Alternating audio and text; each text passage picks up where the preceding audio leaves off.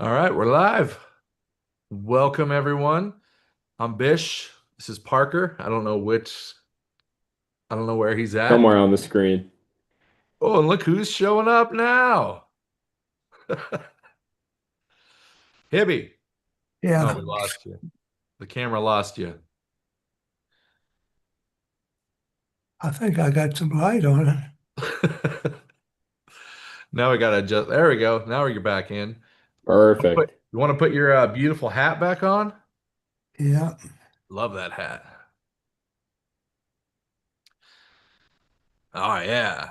All right. Look So, at that. for everybody who is watching, Uh, we are live on YouTube with Mr. Hilbert Margol, World War II veteran, 101 years old, about to turn 102 this month, huh? 3 weeks from today, I'll be 3 weeks from today. Coming 100, up soon. 102 years old. That is wild. Blows my mind still every time. I love it. So, Hilbert, explain to people your hat.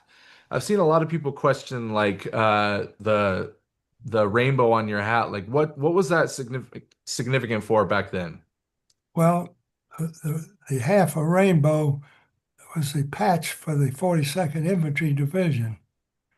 In the First World War, they were the unit that was most famous in the First World War. Oh, General MacArthur was in charge of the division, and when the war, at that time, the patch was a full rainbow, but he took a scissors or knife or something and cut it in half. And the half that he discarded, he said that was for those who didn't make it back. And that's oh, why okay. we have a half a rainbow as our insignia. Interesting. Wow. I've never heard that story before. Yeah, I didn't know that either. I was curious about it. Very interesting. You know, in combat, the 45th Division was always on our left. And originally, when that division was formed in Oklahoma, they had uh, the Nazi symbol was on their patch. And when the Second World War broke out, they had to change it to a thunderbolt. Oh, Yeah, interesting. there's all kinds of interesting stories out there. For sure. All right, well, let's dive right into this. I'm Bish. I've Do been it. with the Best Defense Foundation Hmm. from the beginning. I do all our social media, all our videos, everything like that. I've been traveling with these guys around the world since 2014. It's been a lot of fun. A lot of fun. Best Defense officially started in 2018 with Donnie Edwards making this all happen. Donnie and his wife Catherine. And it's been wild ever since we started out very small, taking a couple veterans back to where they fought and served all over the world. And uh, Hibby, we met probably 3 years ago, huh? I think 2023, 824 2024 was your first time going in with us. Normandy, yeah. Yeah, so Hibby went to Normandy with us, and then since then has gone to Berlin with us, which we just recently did in December, which was fantastic. And it's been a pleasure to get to know you, Hibby. I'm glad that some more people around the world are going to get to know you like we have. And Parker, why don't you introduce yourself?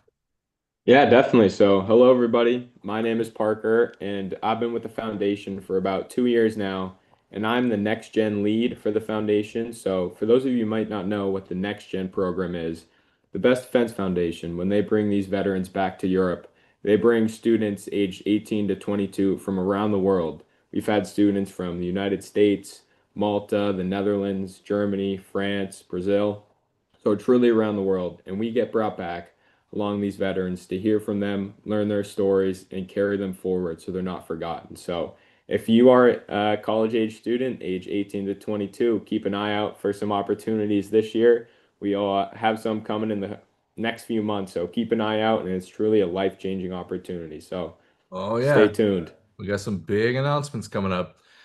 Most definitely. And funny enough, Parker uh, randomly just joined one of these YouTube lives years ago.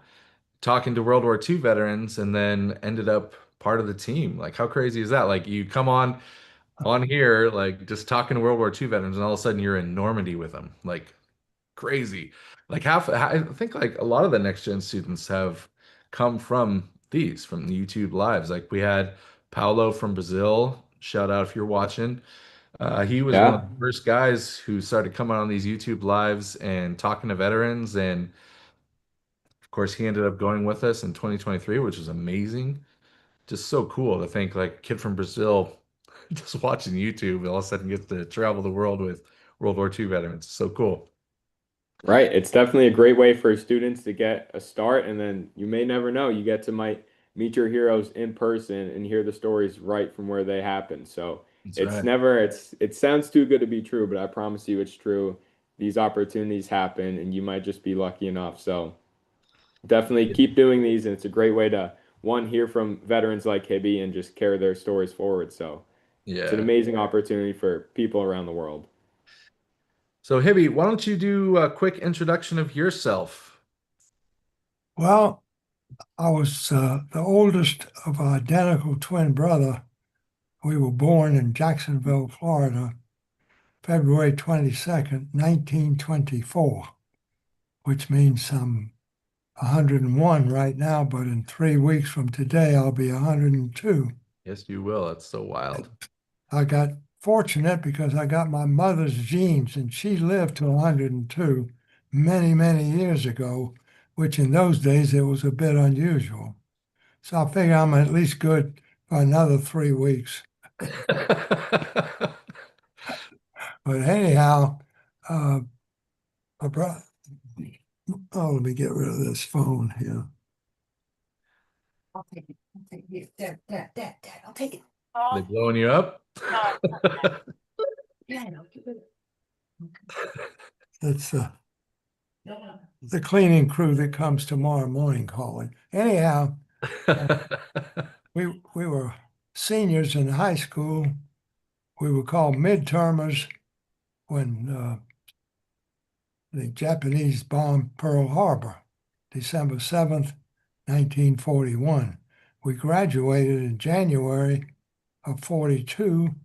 We were home about a week or so, and we went to the University of Florida, entered as freshmen, and we knew at some point we were going to have to go into the military, so we joined the ROTC unit there.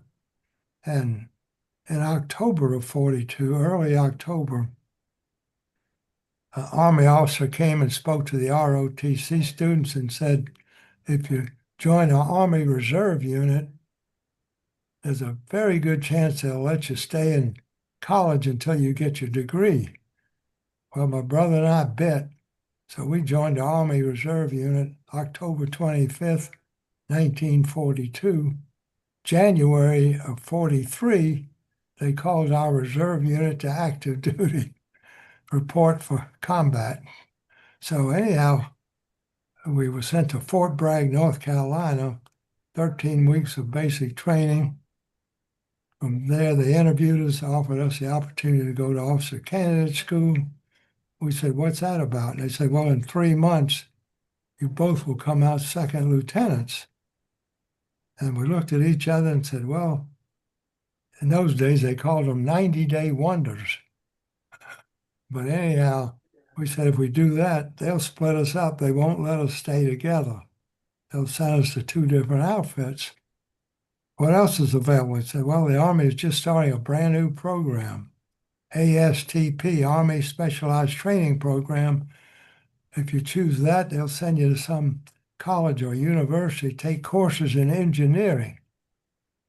I said, well, we were business majors, but we'll go back to college and take courses in engineering. They sent us to Syracuse University. First time we ever saw snow was at Syracuse University.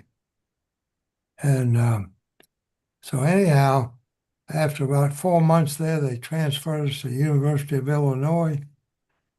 And a little over 4 months there, some general in Washington decided they had thousands of young soldiers in colleges, so they needed them for combat.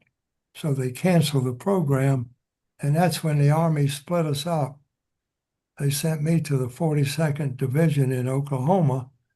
They sent my brother Howard to the 104th Timberwolf Division in California on the Mojave Desert, training for the North African campaign. And he was in the infantry, dealing with a mortar. And then they moved them to Colorado, Pikes Peak area, training in mountain area for the upcoming Italian campaign. So he was a very unhappy soldier because we were highly trained as gunners, light artillery, 105 millimeter howitzers in direct support of an infantry unit. So he put in 3 times, he put in a request for transfer to my outfit in Oklahoma. Nothing happened. He went to his captain and said, "What's the status of my transfer request?" Captain said, "My job is to train you, not transfer you." Captain's orderly had already told Howard that the captain was throwing his transfer request in the trash can. So he wrote a letter home to our mother about the situation. She wrote a letter to President Franklin Delano Roosevelt requesting that we serve together again. And she wanted us to be together, and we wanted to be together. That was against regulations at the time because the 5 Sullivan brothers, months earlier, had all gone down on the same ship in the Pacific. Oh. But 2 weeks later, she got a letter from the White House saying, as a 2-star mother, her request would be granted. But it didn't say whether I'm going to him or he's coming to me. Oh. She got a second letter from the War Department basically saying the same thing. We still didn't know. And fortunately, she got a letter from his division headquarters saying Howard was going to be transferred to my outfit back in the artillery in Oklahoma. That was cause for celebration. Wow. Later Most on, definitely. after my mother passed away, I was able to get the letter and envelope. It came in from the White House, and I donated it to the Holocaust Museum in Washington, D.C., where they have it on display. And that pretty well sums it up. Actually, after the war ended, we served in the Army of Occupation for 9 months in Austria, which we had a lot of interesting stuff to do there for 9 months. That pretty well brings it up. Wow. Well, cool. Thank you so much for giving us a little insight into your experience there, Hibby. Sorry, I have a cough. I'm gonna go off camera for a second. I'll be right back. Perfect. I'll take over a little bit, but It's all I'm good. back. So we're gonna start bringing people on. So we have a few people in the waiting room right now. For those watching on YouTube, I've posted the link to join the Zoom. I've pinned it at the top of the comments. So if you want to join the Zoom, get on here face to face and talk to World War II veteran Hilbert Margol here, or as we call him, Hibby. You like being called Hibby? Yep, that's my nickname. That's all right. Good. Just want to make sure we're not crossing any boundaries here. So if you want to join, click on the link. You'll be in the waiting room, and then I'll call you out and let you know when it's about to happen. So right now we have Greta, and then after that will be Benedict. So Greta and Benedict, you're going to hear this in about 10 seconds because there's a 10-second delay. Be ready. Make sure you have your audio turned off from YouTube so we don't get echo and feedback. And then make sure you're ready to come in. So this is a lot of fun. Ask a couple questions, and then we'll try and get everybody in before the end of the program. But try and kind of keep it around 2 questions. Just light down there to find more of my face.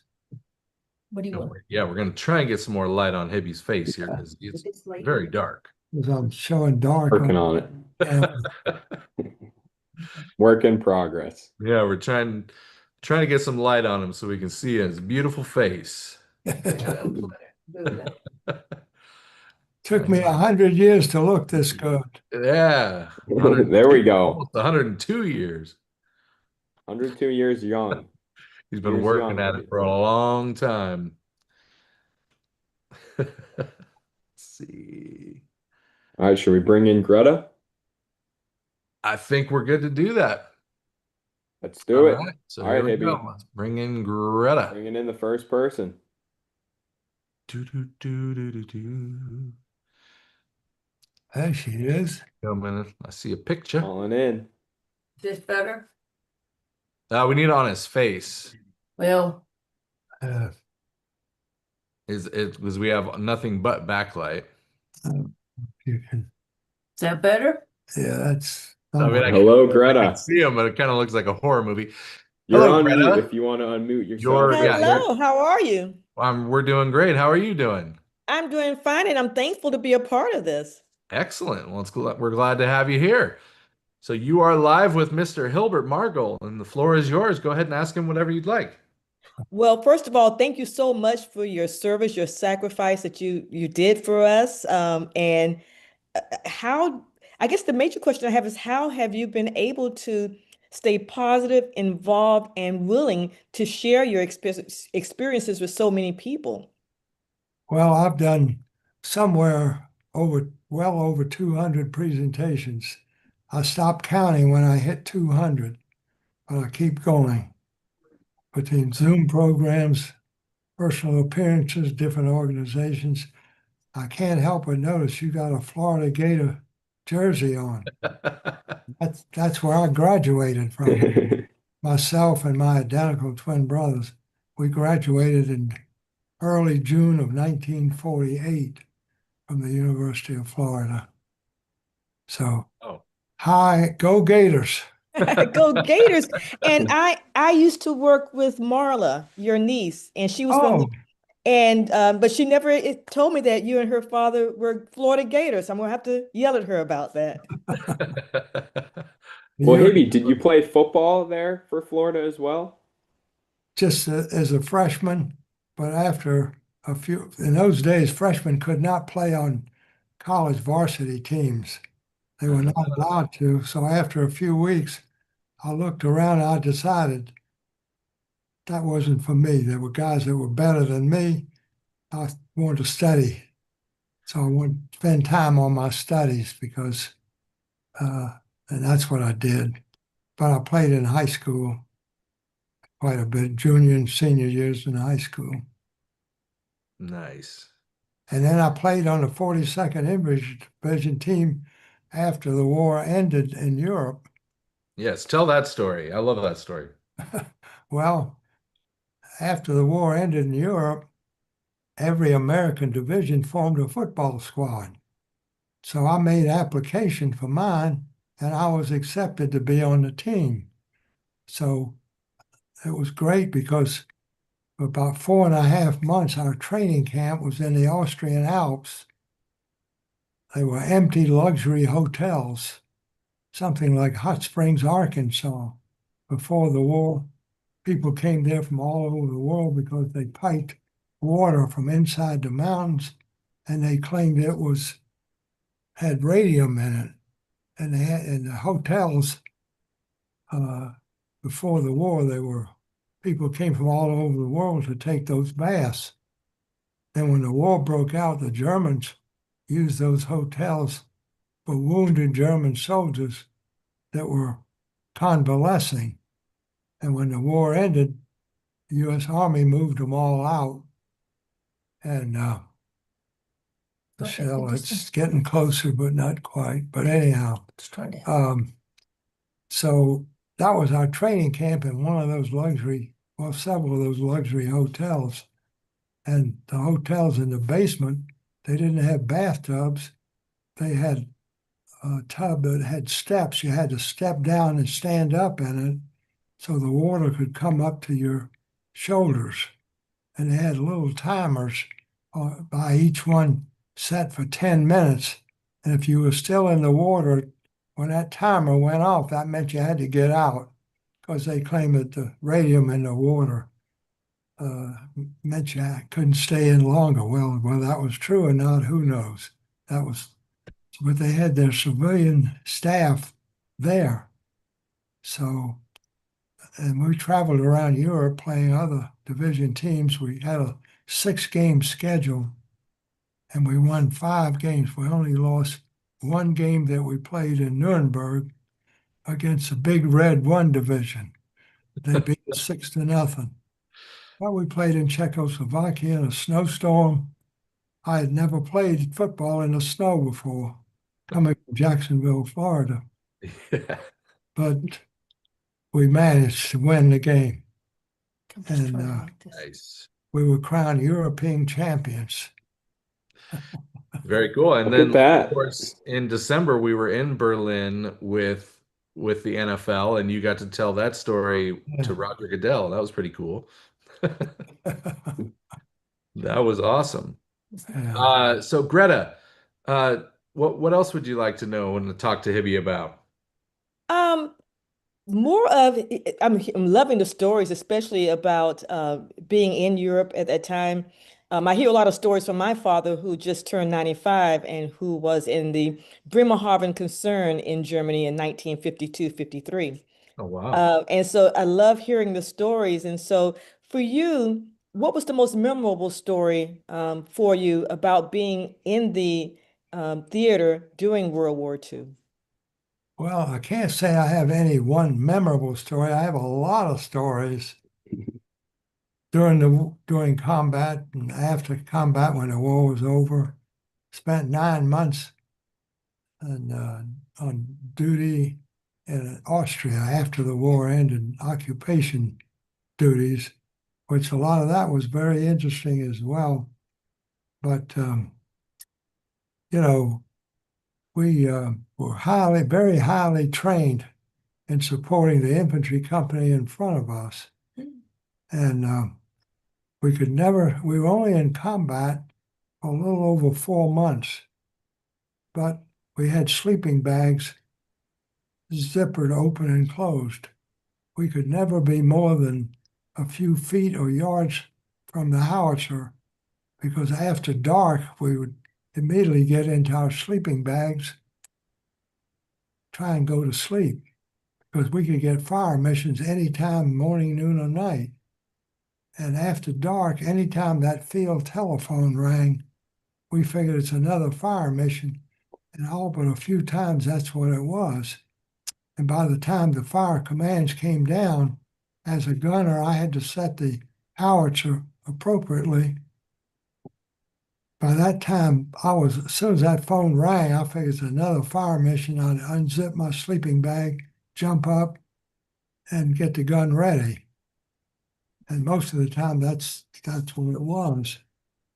One time, the phone rang, and the guy that was on guard duty answered the phone, and we thought maybe the announcing is the war's over.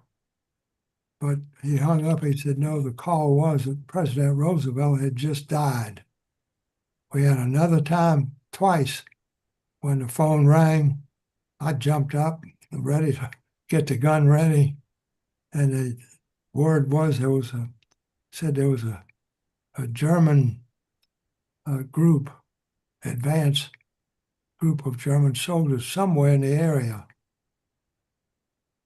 So be especially awake and ready. Then there was another time we got a phone call that said the German soldiers, the advanced German soldiers, it had been snowing. So they were wearing white overcoats.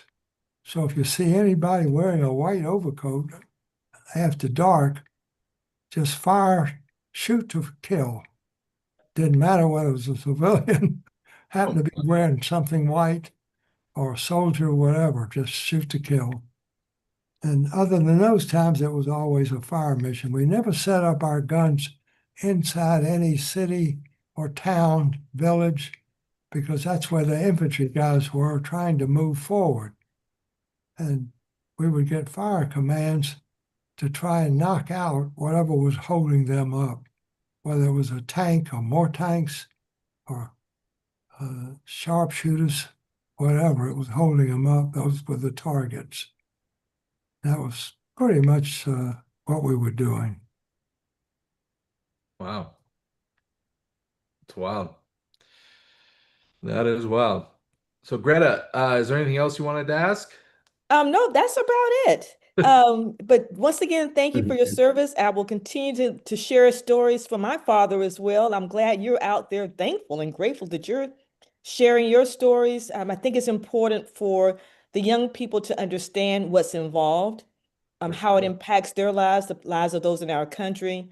And once again, just thank you for your service. Well, say hello to Marla for me. I certainly will. She'll be here in less than 3 weeks for my birthday. Oh, okay. 102. Look at that. Hope Well, you're Greta, gonna have where a were big you old calling party. in from? Excuse me? Where are you calling in from, Greta? I am in Plano, Texas, not far from Marla. Okay, Plano, Texas. All right. Texas. That was Amazing. I've actually been to Plano, Texas. But I was born and raised in Florida. As I mentioned, my dad was lives in Florida in '95. He was an anti-aircraft artillery right after the integration of the armed services.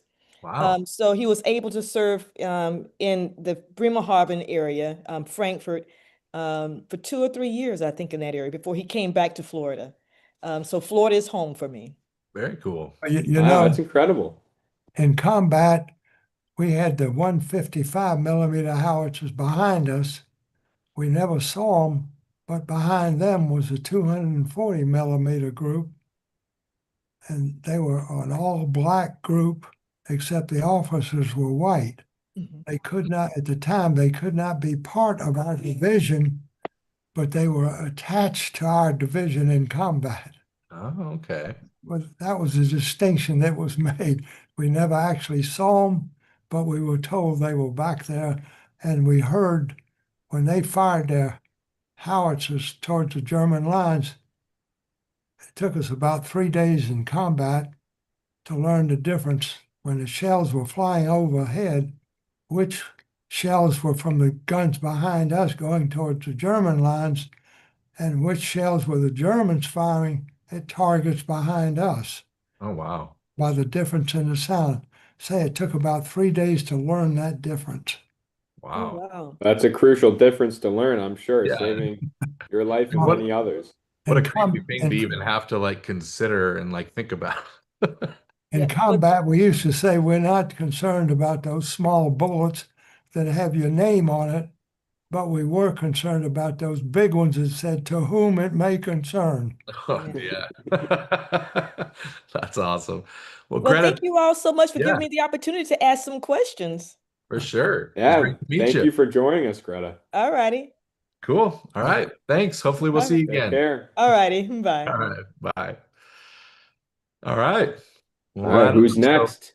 let's Who's see. in We the got waiting room? Benedict next, which I think I announced him. And then after Benedict will be Merlin. So Merlin, you're on deck. On deck. What am I saying? There we go. I love being sick. I'm going off camera for a second. All right. Well, Hibby, how far outside of the towns and cities were your guns stationed? Were you guys about a It mile all, outside, or? no, it all depended on the situation and the terrain. Sometimes our 4 howitzers in my gun battery were quite a distance apart. Sometimes we were sort of close together. And the closest we ever were together was when we arrived.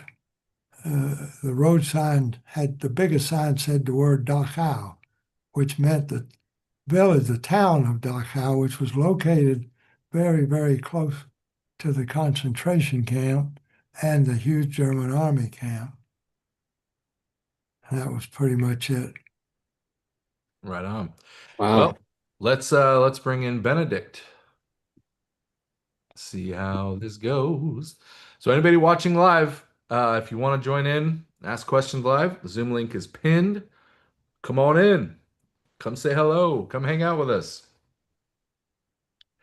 Benedict, you're Grand old on. time. Oh, there we go. Hilbert looks so much better now. I can see him so much clearer. This is great. Welcome, Benedict. Where are you calling in from? Benedict, how you doing? Good. Pleasure to meet all of you.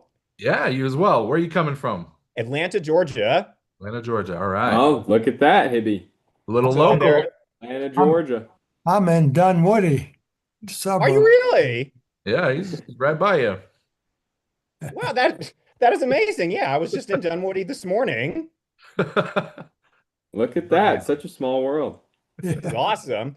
Although I should, as you know, though, Hibby, you live in Georgia, so there's a lot of people who are not Florida fans here.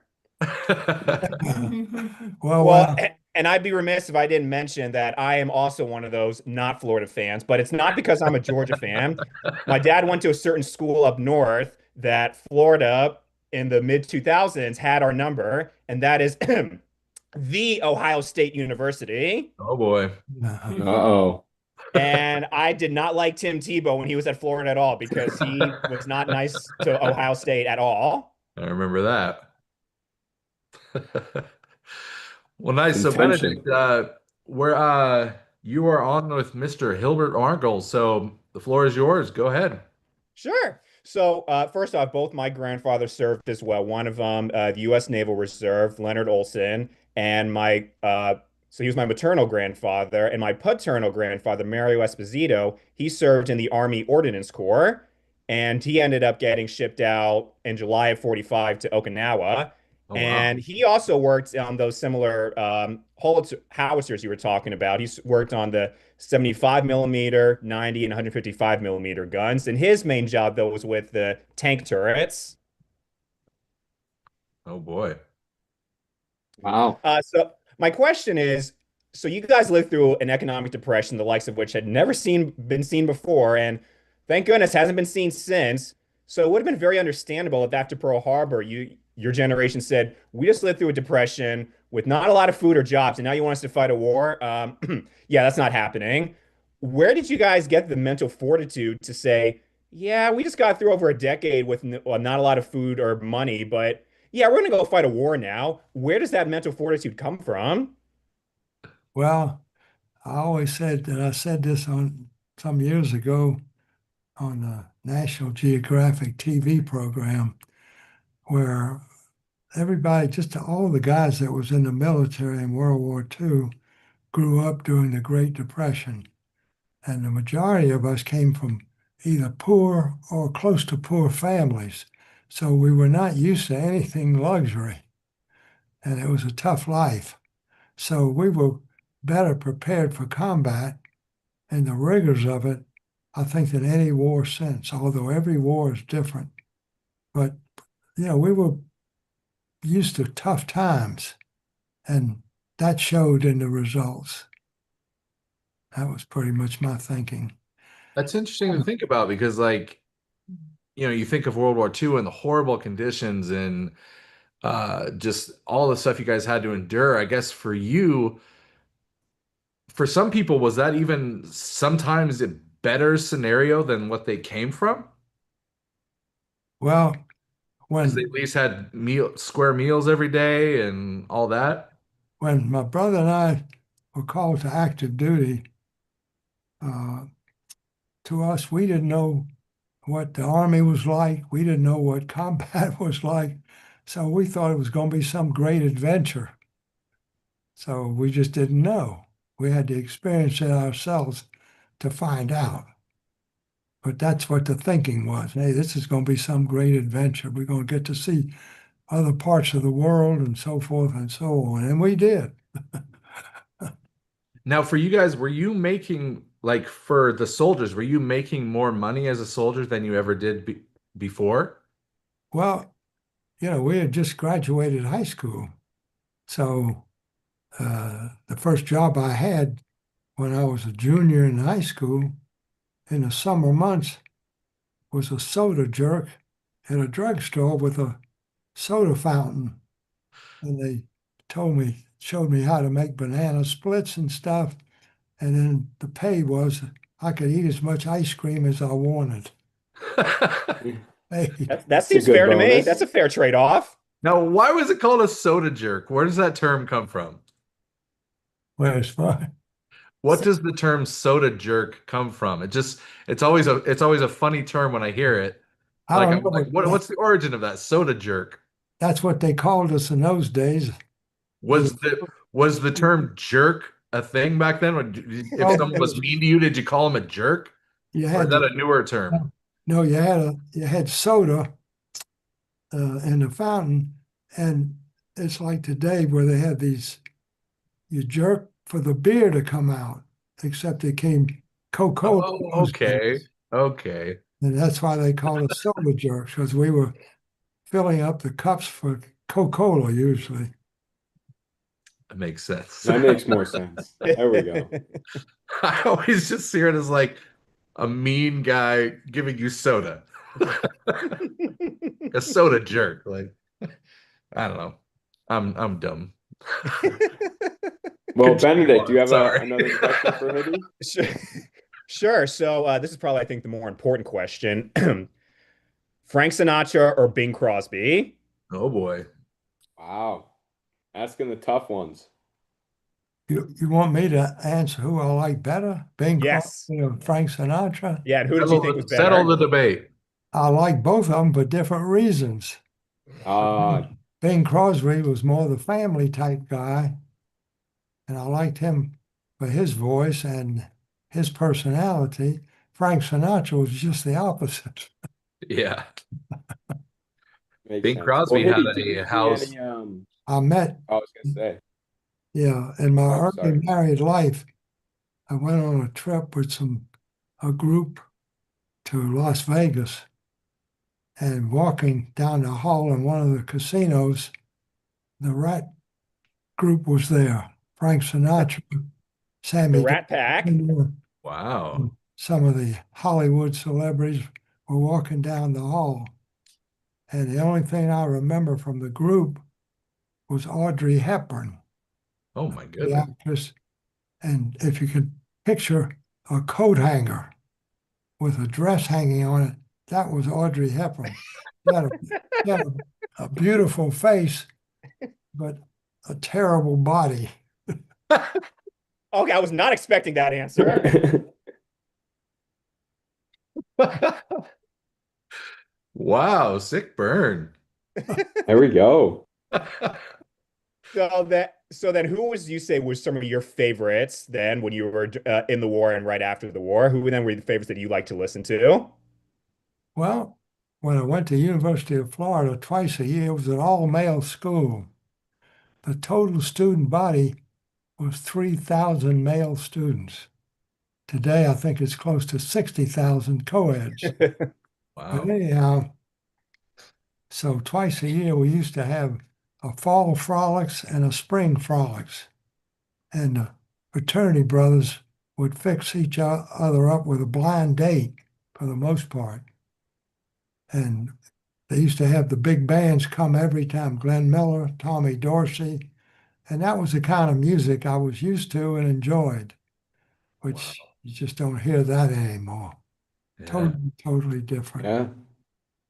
for Well, when you sure. were in Europe, Hibby, after the war, I know they had like a lot of USO shows. Did you ever see any musicians or any other shows afterwards during occupation? Well, we were in the Army of Occupation in Austria, and one time we had the Radio City Rockettes from New York come Oh, wow. on a show. And after they left, and all these beautiful girls wearing their little short outfits and whatnot, dancing. And then after they left, I found out the guy who was in charge of the whole program was a fraternity brother. Nice. It's that. But that was after they left. Had I known that he was there in charge of them, it would have made a difference. Man, he was holding out on you. Yeah. Goodness. We Good.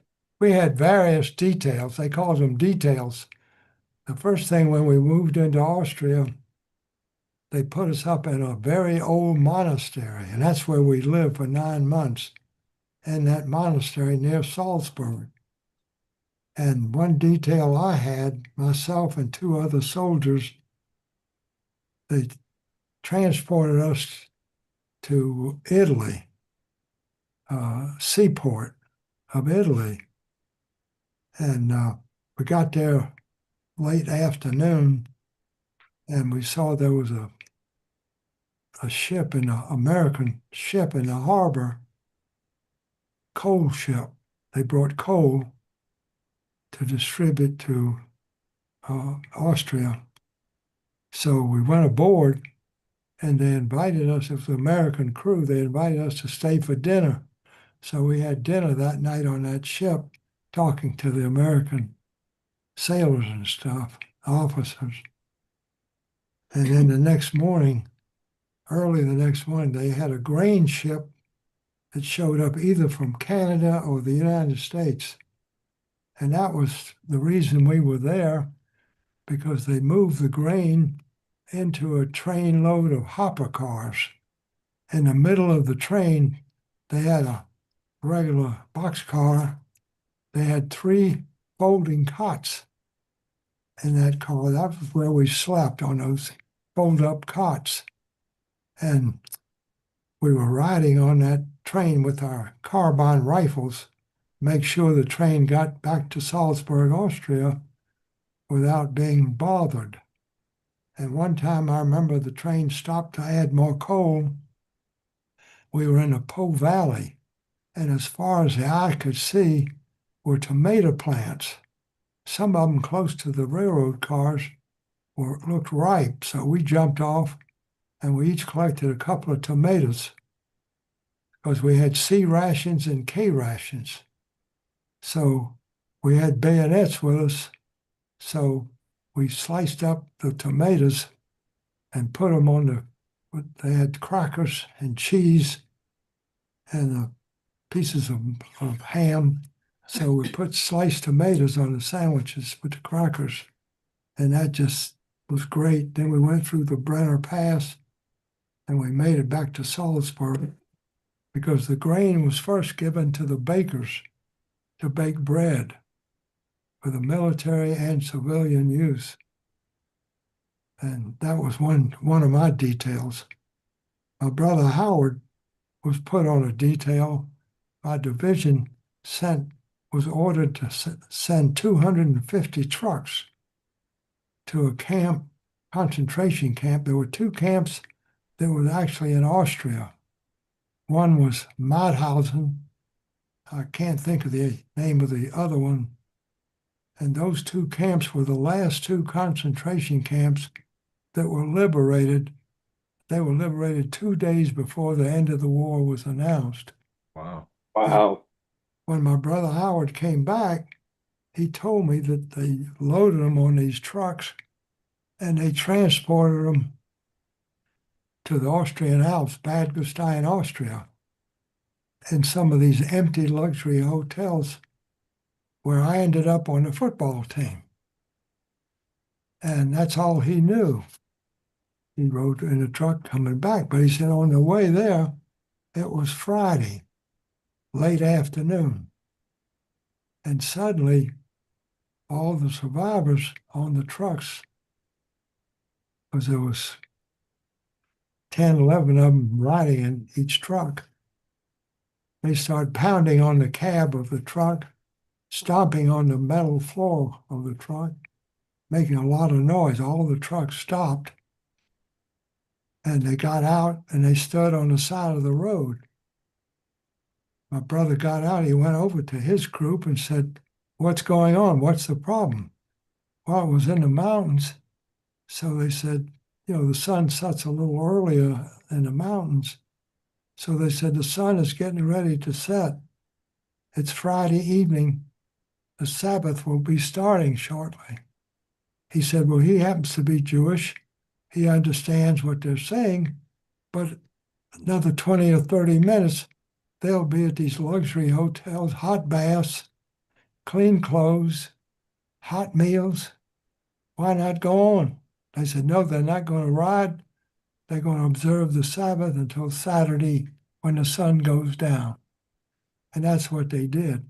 So when he came back and told me that, he said he felt the fact that they went through hell, so to speak, but they kept their religion, enabled them to make it through. And that really helped them.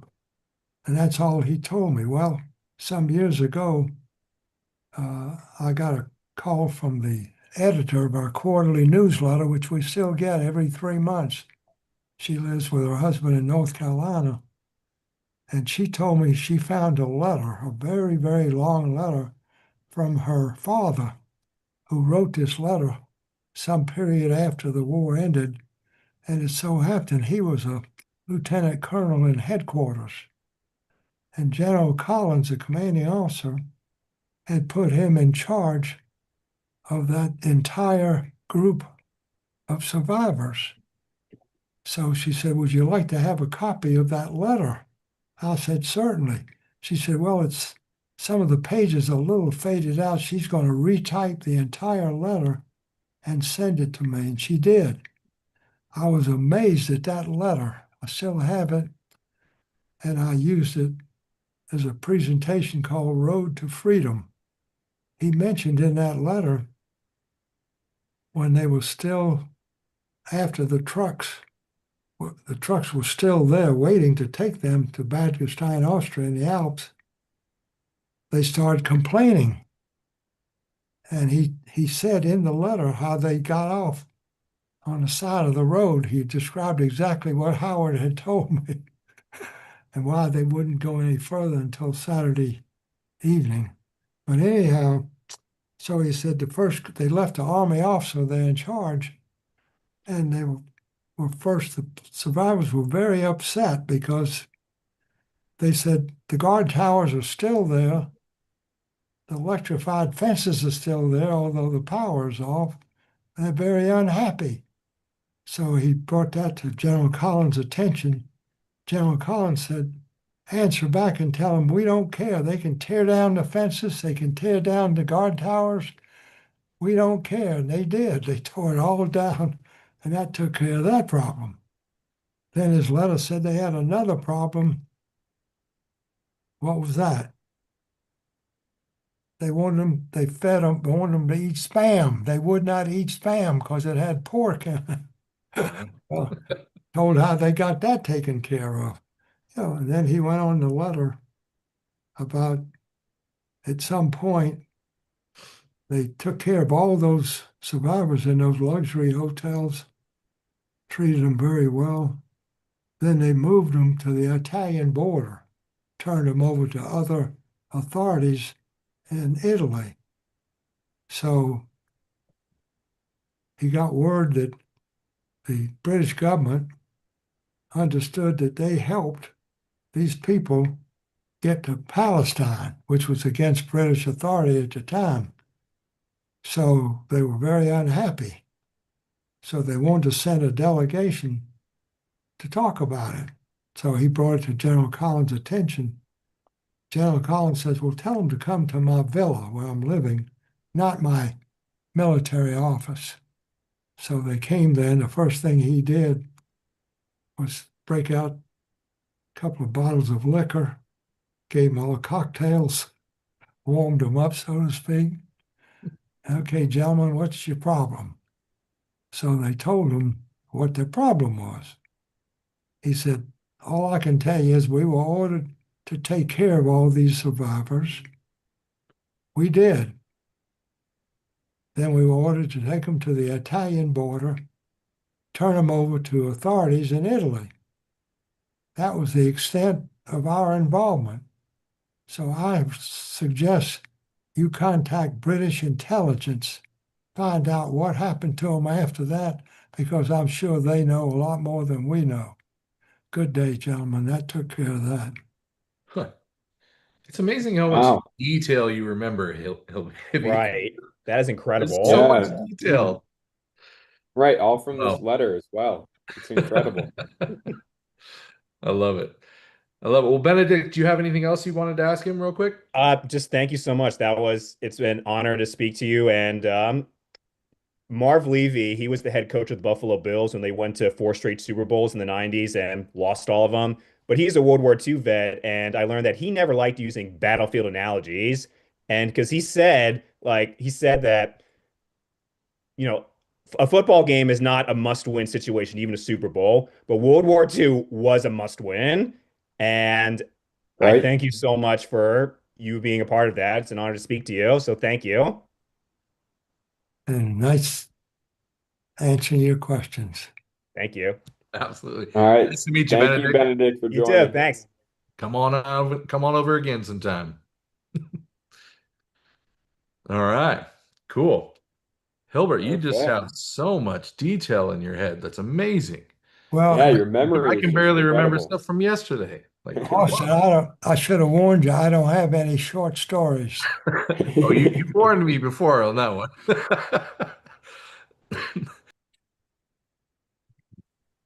Well, All cool. right, well, All right. Well, pull in the next person. Merlin was on deck, so Merlin will be coming up. And then after Merlin, we got Shelby. So Merlin, get ready. We'll wait about 10 seconds, and then Shelby will be on So we deck don't pull you after in that. without you knowing. Say what? I was saying, so we don't pull them in without them knowing. Oh, Because yeah, with 10 yeah. second delay, sometimes you get pulled in It's and you're not real, aware. man. It's real. You got to be ready. It happens. Oh, you got to be ready. All right, let's see if Merlin is ready. All right, let's do it. How you doing, Hilbert? You doing good? I'm doing fine, thank All you. right, cool. Just want to make sure you're not getting worn out or anything. No, I can keep going. All right. Perfect. All right. We could go all Welcome, day. Merlin. We could go all day, Hibby. I'm not scared. Okay, there's Merlin. Merlin, There he how you is. doing? Can you hear us? You're on mute still, Merlin. Hi. If you could. Oh, perfect. All right, we can hear you. Yeah, Awesome. Welcome. Merlin, where are you coming thank from? you. I'm from France. You're in France? Wow. Yeah. Where in What part? France? In the Alsace region, near like 1 kilometer from German border. Oh, wow. Wow. So he's I calling live in in a from town. France, Hibby. Yeah, Okay. I live in a town where Hibby was. Oh, really? Oh, which town? Yeah. Which town? It's called Obersteinbach. It's the last town before Germany in the Harz Mountains. I don't know if Hibby you remember this town. It's Do you remember that? it's the neighboring village in Germany is Ludwigswinkel. Do you know where Wingen-sur-Moder is in France? Yes, yes, that's 20 kilometers from my house. Oh, that's where the crystal factory is. Yeah.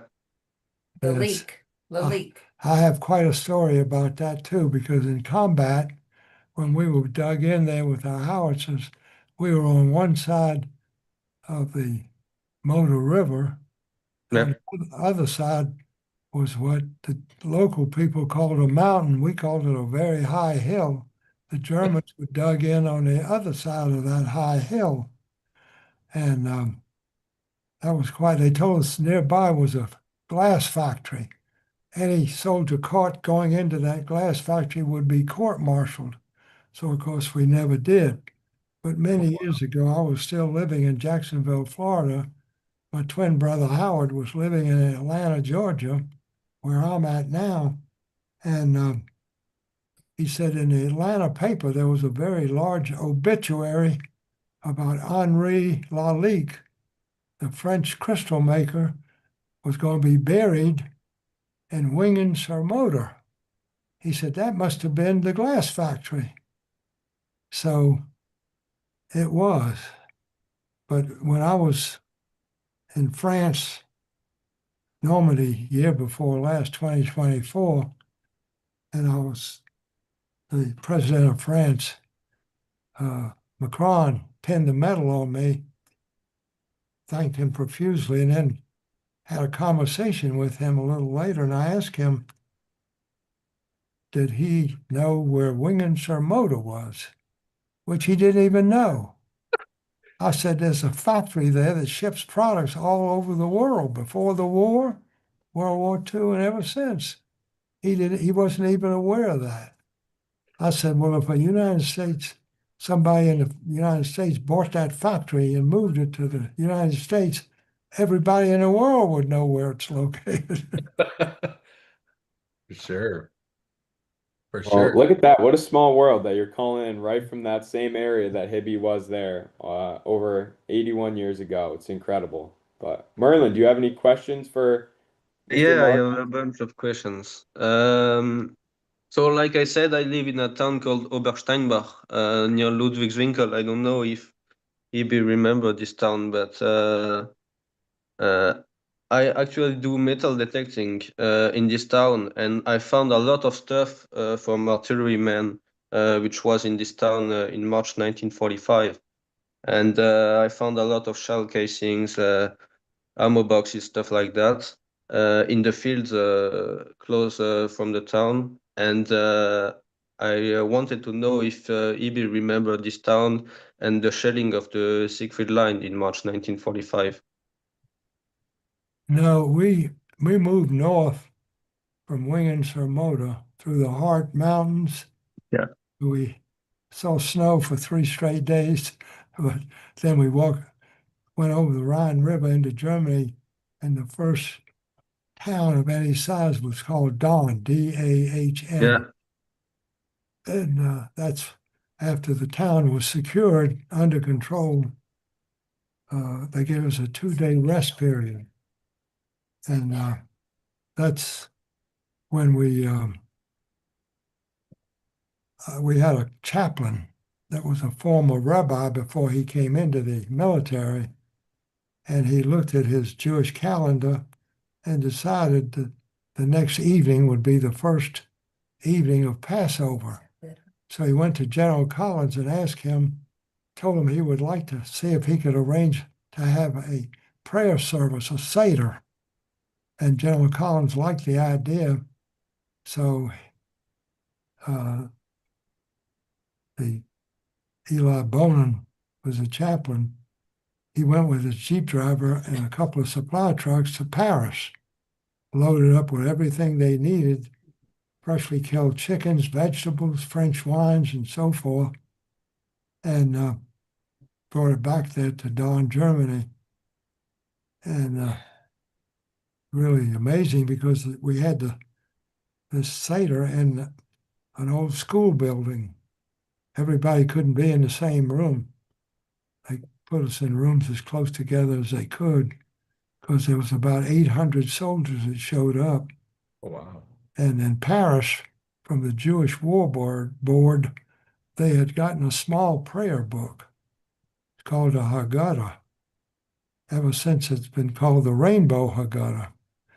And so anyhow, they got back to the school building and they wanted to make copies because they found a mimeograph machine, and they went looking for rags to clean it off. All they could find was 2 Nazi flags, and that's what they used to clean that mimeograph machine so they could print out over 800 copies of that small prayer book. Wow. And we had a great event. In fact, at that event, they told us ahead of time that they were going to have a shower unit there. Each shower was like these little Johnny on the spot, whatever, little small. You go in to take go to the bathroom, but they had them set up with a shower, and they were piping the water out of a nearby stream, running it through some equipment that would clean the water and then run it through some heaters so you'd have warm water coming out. So I signed up for it. So when I got there, they gave me a towel, small bar of soap, take your clothes off, go into that unit, take your shower. So I'm in there and got nice warm water. I hadn't taken a bath since I left the States. Oh my goodness. Wow. We used to just sort of take a washcloth and just sort of wash our face around, and hands and arms, and that was about it. But so now I'm all soaped up. Now I'm ready to wash off. So the water starts coming out, and suddenly it turns, a lot of dirt is coming out Oh, shoot. Oh. with the water. So now I'm covered with sand. So all I could do was take the towel and towel as much of it off as I could get. I'll never forget that experience. How long had that been since you left the States at that point? Oh God, that well, let's see, that was Dawn, Germany. So I guess it was about, I don't know, maybe 3 months. My goodness. Wow. Without going for a shower. Did Well, you get a shower after that before the end of the war? I had, oh yes, because when the war ended, for the first time, we were able to sleep in a bed, a regular bed in a house, because they took a few houses and they made, most of them had, all they had in each house was a elderly woman, a housefrau, and because the husband had been killed or whatever in the war as a soldier, and uh, so that was great. We were able to sleep, but before that, we never slept in a bed. We were always in our sleeping bags near our howitzers.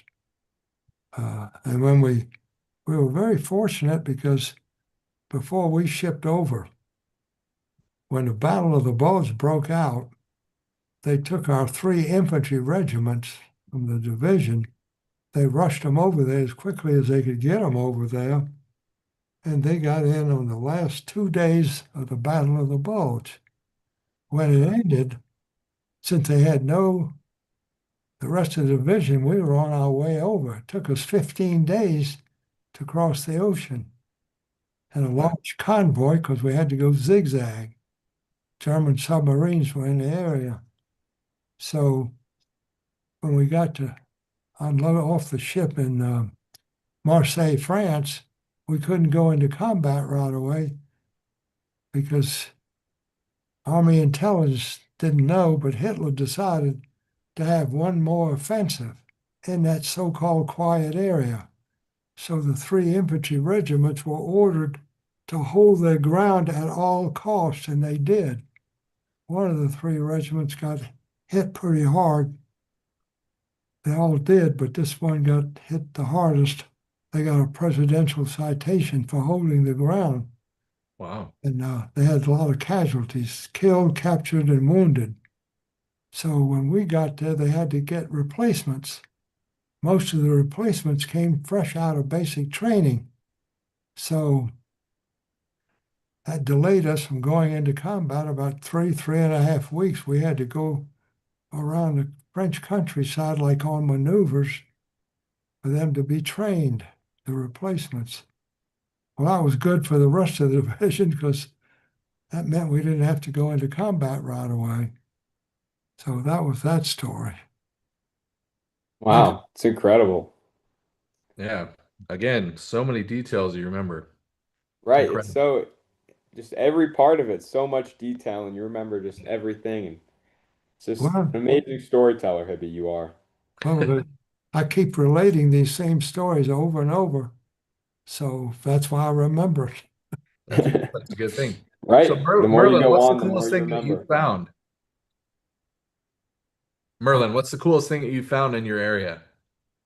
I only metal detect in my village, Obersteinbach, and the 45th Infantry Division was in the town in December 1944 and in January 1945, and the 42nd liberates the town on March 18, 1945. That was the 232nd Infantry Regiment, I think. Oh, wow. And after that, the 542nd Field Artillery Battalion and the Field Artillery Battalion from Hibby took positions just south of this town to shell the Siegfried Line, which is 5 kilometers from this town. Oh, wow. Wow. And so you go out and you have a metal detector and you Yeah. find this stuff. Like, Yeah. what's the most interesting thing you have discovered, you found? Last summer, I found a USM-1 helmet in a foxhole from an Wow. artilleryman Oh, on the wow. position of the Field Artillery Battalion. Yeah. That's And wow. last week, I found a US Mestin, 4 MK Mark II hand grenades too, Wow. That's Wow. crazy. bazooka rockets, Uh, a lot of artillery stuff. That's the thing that I found the most, like 155 millimeter container, 105 millimeter shell casings, and all this stuff. Wow. You should So have is that you should have been able to find a lot of artillery shell casings around. Yeah. 'Cause I have one that I stumbled over in combat in a bombed out area, and I looked down to see what caused me to stumble. And a little bit of this shell casing was sticking out, and I picked it up, realized it was an artillery shell casing. I took it with me. When the war ended, I cleaned it up because it had a lot of design on it. And I boxed it up. My mother had received as a wedding present a solid brass lamp table. It had beetles all over it. We called it, as kids, we called it a cockroach table. Because to us, it wasn't beetles, it was cockroaches. So I thought, well, this would make a very nice flower vase to put next to that lamp table. So I shipped it home to my mother. And when I got married, my mother gave it to my wife and handed it to her and said, "This really belongs to you." So Oh, I wow. still have it. It was from the First World War. Oh my goodness. wow? And when one of my grandsons was in the 6th grade here in the Atlanta area, and his teacher told him in 2 weeks they were going to start studying World War II. He told the teacher his grandfather lived in the area and he was involved in World War II. So I got a phone call from the teacher, would I come and talk to the kids? I said, I'll be glad to. So my grandson called me and says, Papa, you have to take that shell casing and let the kids look at it because it has what looks like an Oriental woman design on it, 2 lovebirds, a couple of roses, and 2 initials. The initials are BA. Well, when I found it, I didn't know if I would make it back home and safe and sound or what. If I would ever get married, I didn't know. My wife's name is B.A., Betty Ann. At least that was her name until she passed last September. But it was just meant for me to find it. Wow. So Yeah. I didn't know what to say about it except what I just told you guys. That's I cool. went on Google and I saw on the underside it says 75 millimeter. I realized it was a French shell casing. So I put that on Google and the whole story came up. They call it trench art because in the First World War, both sides were dug in on deep trenches.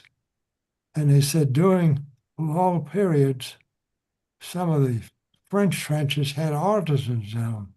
The artisans, some of them had their tools with them. They would take these solid brass artillery shell casings that were all over the place, just like with us when we did fire missions.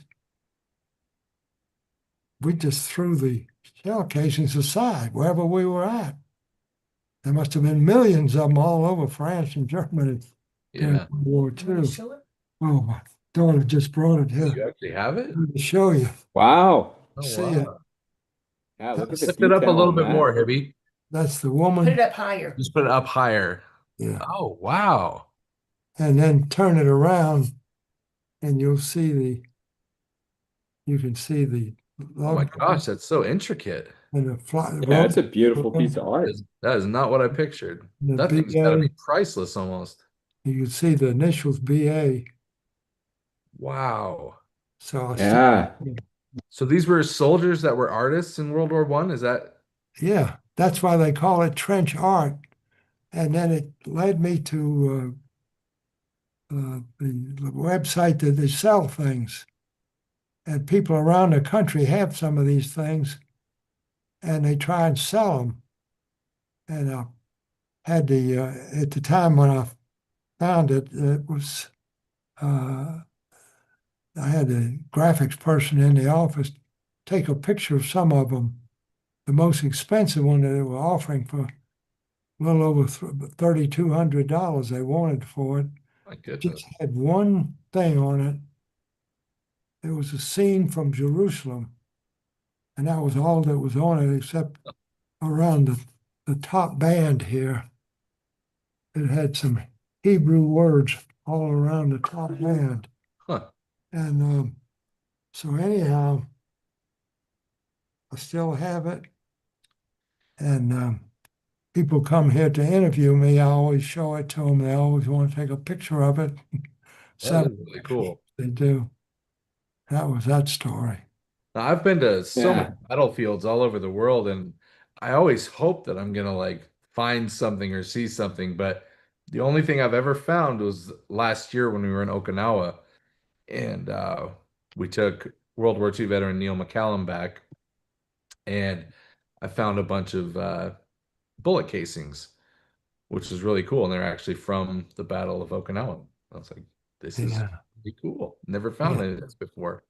Yeah, well, that kind of stuff you could find, where every battle took place, you'll find all kind of stuff over the years, even from World War II, World War One, whatever. Yeah. Right. Well, that's Merlin. Merlin's still detecting today and Merlin's out finding the there remnants finding all that cool left stuff. behind over 81 years ago. It's incredible. Do you have a big collection, Merlin? Like in Yeah, your I'm not at home now, so I can show you this, but I have a map from the 42nd to show you if you want. Oh yeah. Good. Yeah, that would be amazing. He's got a map from the 42nd on here. So that's a map from the 42nd in March 1945. I don't know if you can see this. Yes, I A have that. little pixelated. I have that same map. Yeah. You So Wow. I live in this town right there, Yeah, that. Oh wow. and this is the German border, and this is the first pillboxes from the Siegfried Line, Yeah. and I live So cool. right there. And this is where the field artillery battalions took positions. Well, in combat, the 45th Division was always on our left. Yeah, Wow. Yeah, and you can look see at that. Dan right there. Oh, that's for Donna's. Okay. Okay. Well, that's a cool Yeah. visual to have. Yeah, you can see right where Hibby's unit was, Yeah. where you were, Hibby. That is so cool. I Yeah, love well, it. thanks for showing us that, Merlin. Merlin, Yeah. do you have one more question you'd like to ask? Yeah, I wanted to know if Hibby remember my town in March 1945. And More say your details town that you slowly have. again because I can't like it's a hard one for me to understand. Say I what's the name of your understand. town? Yeah, Uh, maybe I will write it because it's hard to tell you because it sounds German, and I will write it and show you. Okay. I was gonna say it Yeah, it does might be sound very easier to get the German. visual. Yeah, I was having a tough time trying to comprehend, but I I'm like, think I the can't even writing will be repeat back what easier. he's This saying. is the name of the town. Obersteinbach. Yeah. Steinbach. Do you remember Obersteinbach? I don't know. Oh, You know, okay. we went through so many villages and towns, and one thing that I do remember that I found it hard to believe, while we saw a lot of churches in France, when we went over into Germany, we saw even more churches. And usually before we came to a village or a town, first thing we would see would be a church steeple. We knew we were coming to another village or town. Yeah. I kept asking myself, how could a country with so many churches be involved in so many wars over the years? World War One and wars, European wars before that. It just didn't make sense to me how that could be, but it showed who had the real power from year to year to year. Yeah. Yeah, So most now definitely. the shell you have, Hibby, that's from World War One. Yeah, In what area did you find that? it was somewhere in France. I can't tell you where. Oh, okay. So it must have been like so that means in World War One there was combat in that exact same area. Well, Or apparently, probably a similar conflict, the exact same thing happening, right, like because 20 years, 25 years separated. World War II, there was millions of those things all around the countryside in France and Germany. Yeah, Wow. it's wild. Well, Merlin, Well, it was great to meet you. So glad Thank you you. came by. We'll be Yeah. doing more of these. You got to come by and let's try and find some more veterans who are in your area. well, Merlin, how old are you before you leave? 17. You're 17. 17, huh? 17? Yeah. All Have you right. been Well, to if there's a Normandy? next gen program, apply. Most definitely apply in the next coming months. Have you been to Normandy before, Merlin? Yeah, I was in Normandy 2 years ago. For the anniversary? No, it was in April, not in Oh, June. okay. Okay. Oh, you got to go for the anniversary. Yeah. Yeah. So do you follow us on Instagram and all that? Yeah. All right, we're gonna have an opportunity coming up Perfect. for this June for next gen students, and you want to be on that. And you can Okay. meet all these guys in person and just experience Normandy. It's Yeah. amazing. It's amazing. And I hope to be there. We hope you'll be there too. Be 102 years old. That's gonna be wild. Incredible. Yeah, Marlon, you might get to meet Hibby in person right in Normandy. So keep your eyes Yeah. peeled in the next few months, and Yeah. you most definitely should apply. Yeah. Start making that video now. Just start getting all that stuff together. All right, cool. Well, Merlin, so good to meet you. If you want to say one Yeah. last thing to Hibby before you go. Yeah, I want to show you a picture of the town. Maybe Hibby will remember. Okay. Well, so maybe you remember this big rock in my town. There's a big rock with a hole inside, and this is the town right there. No, Interesting. don't And remember it, the 105 artillery position that I found are right there in the fields. huh?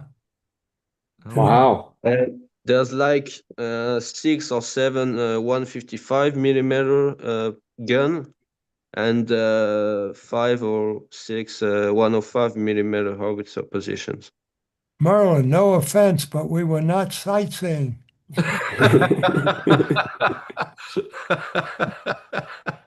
He doesn't remember the landmarks. That's awesome.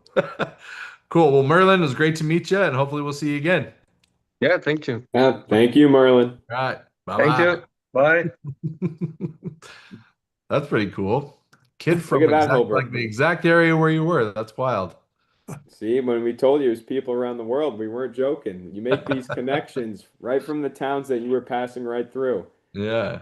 All right. So next we're gonna bring in Shelby, which she was on deck, and I mean I'm assuming it's a she.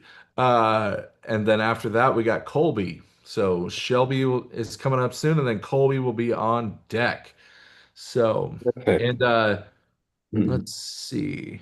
Yeah, I was asking a question from somebody in the chat who was saying that's a beautiful souvenir that you have, and was it a former World War I position? So that's why I was asking that because somebody in the chat was asking about that. Trying to see if there's anything else in the chat. No, pretty standard. I'll be back in All one. right. Should we bring in Shelby? Oh, I guess after this, but Yeah. Sorry. Didn't want to cough. Intermission. Don't want to cough on camera. Bish is not feeling good. All right. Bringing in Shelby. All right. How you doing, Hibby? You still having fun?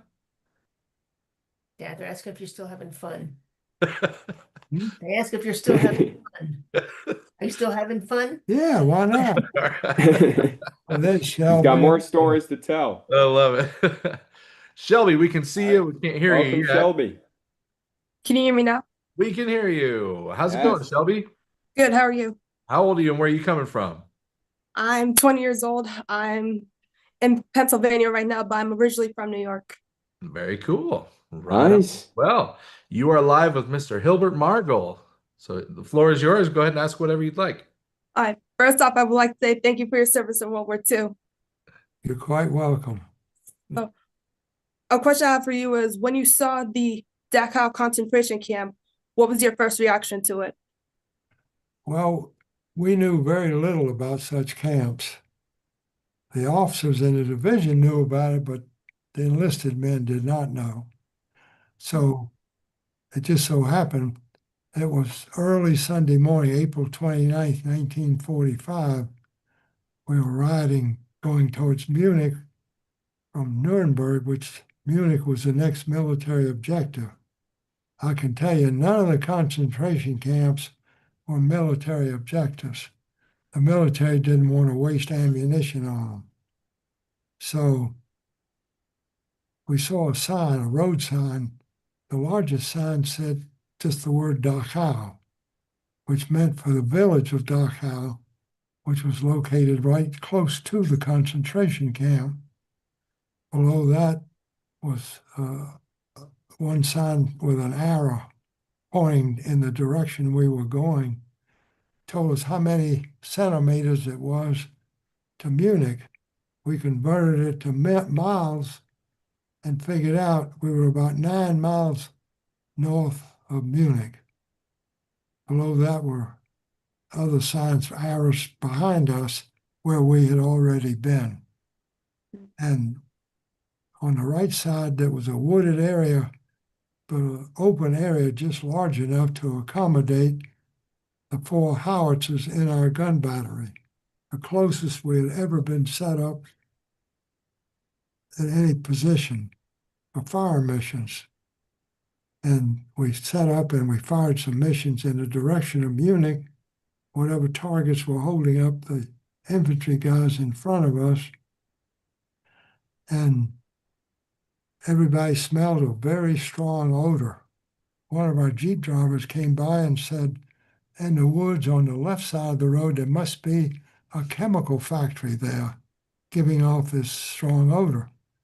My brother Howard came over to me because he was very close. He said, no, the odor reminds him when we were kids and our mother used to go to a meat market and buy a freshly killed chicken. In those days, you had to buy the whole chicken. You couldn't buy just parts. She would take it home and hold it over the gas flame of the stove in the kitchen to burn off any remaining pin feathers. And so doing, it would burn some of the skin and the fat of the chicken. He said that's what the odor reminds him of. I asked my gun sergeant, Tom Rogers, permission for Howard and I to go and see if we could determine the source of the very strong odor. He could have said no, but he said, go ahead, but don't stay long because we had a lull in firing. We may pull out at any time. So we went through the woods. About 10 minutes, we saw a very large open area. First thing we saw as we got closer was a line of railroad boxcars. We crawled over between 2 boxcars, and the first car on our right, the 4 or 5 boxcars, the sliding doors were open. And each boxcar was filled with deceased prisoners, fully clothed. The closest one to us, one of the prisoners had his legs hanging out of the boxcar. That was the only one that had that. We had, about 2 weeks earlier, we had liberated a small Brownie box camera. The only film we had was what was inside the camera itself. We hadn't taken any pictures, but we took a picture of that boxcar because it was the only one like that with a survivor's legs hanging out. And some years later, we got back home, my brother donated it, somewhat faded because it was a cheap camera, to the Holocaust Museum in Washington. In my presentations, I show that picture plus other pictures taken later that day by, a guy that was in a tank that was ordered to go there, plan on spending the night there. Well, we went into camp, and after looking at these boxcars, nearby was a 2-story building. In the center was a gate. We saw some other soldiers going through the gate, so we followed them. On the gate, it had the words Arbeit macht frei, which in German means work makes you free. First thing we saw past the gates was a large open area. Ahead of us, we saw a lot of barracks buildings, one story. To our right, we saw some additional buildings. One building was especially a long building. And we didn't see any prisoners because we learned later that it was arranged the day before for the SS officer in charge agreed to surrender the camp the next day. Well, we were there early that Sunday morning. The official surrender took place about 2:30 that afternoon. By that time, we were on our way to Munich. The 45th Division, who was always on our left in combat, came in from our left. They went into this huge German Army SS training camp, which was next door to the prisoner camp. They never went into the prisoner camp. They went into the huge German Army camp. Although the officer in charge, the lieutenant colonel, claimed that he referred to both camps as one large concentration camp, which it was not.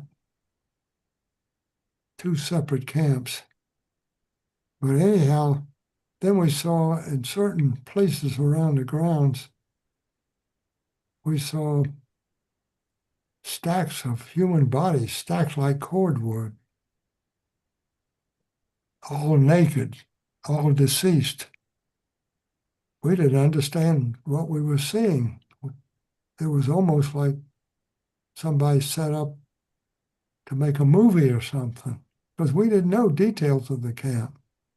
We later learned inside the barracks was 32,000 prisoners, most of which were ill with typhus, lice-borne disease.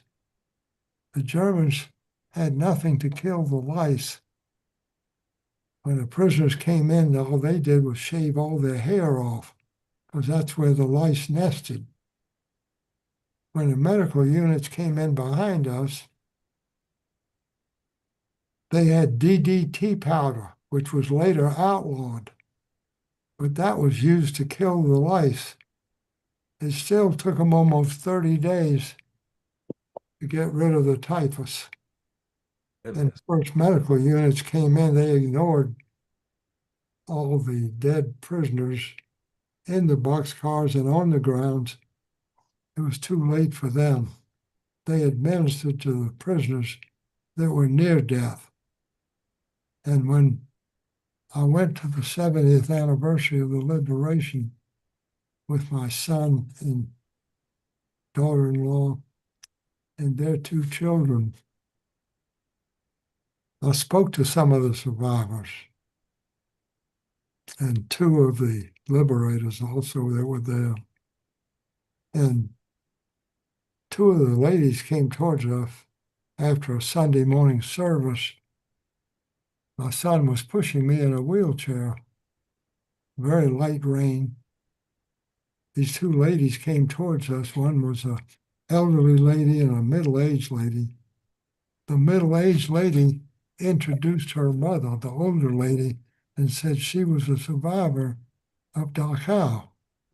I asked her the same question I asked the other survivors. Where were you at? What were you doing early Sunday morning, April 29th, 1945? She leaned over and told me she was so ill with typhus inside one of the barracks, she didn't know what was going on inside the barracks or outside the barracks. Then she leaned over and kissed me on both cheeks and said, if you guys were 2 or 3 days later, I wouldn't be here. Oh, wow. Wow. Emotional for me at the time. And Right. my son took a picture. He was standing behind me, and he took a picture of that event, which I still have that picture. But that was the same question I asked every survivor that I spoke to. And I got the same but similar but different stories from some of them. There was one from California. He acted like he really didn't want to discuss it. So I just asked him that one question. He acted like he preferred not to discuss it. So I walked away from him and just went to another one. And another one told me that that train left another concentration camp. Took them 20 days to make that trip to Dachau. Wintertime. All they gave, he said he was one of 16 survivors that made that trip. And when they got there, the German army shot the locks off the doors, slid them open, and that's when they surrendered and were made prisoners. But I didn't know if he was making up the story or what, so I asked him, when you were there, when you got out of that boxcar, do you remember what the approximate distance was to the gate where that two-story building was? He said, well, it's about maybe 25, 30 feet. That matched my description, so I figured he was telling me the truth. Wow. But so that was that story. Wow. That's intense. Yeah, that's hard to process. I imagine it was incredibly hard to process for you. Well, the prisoners that Knowing what you were looking at. the prisoners that were deceased but nude, the Germans a few months earlier, about 6 months earlier, they had run out of coal. Without coal, they could not operate the ovens. And when they left, they were ordered to kill all the 32,000 prisoners. But the SS officer in charge decided he was not going to do that.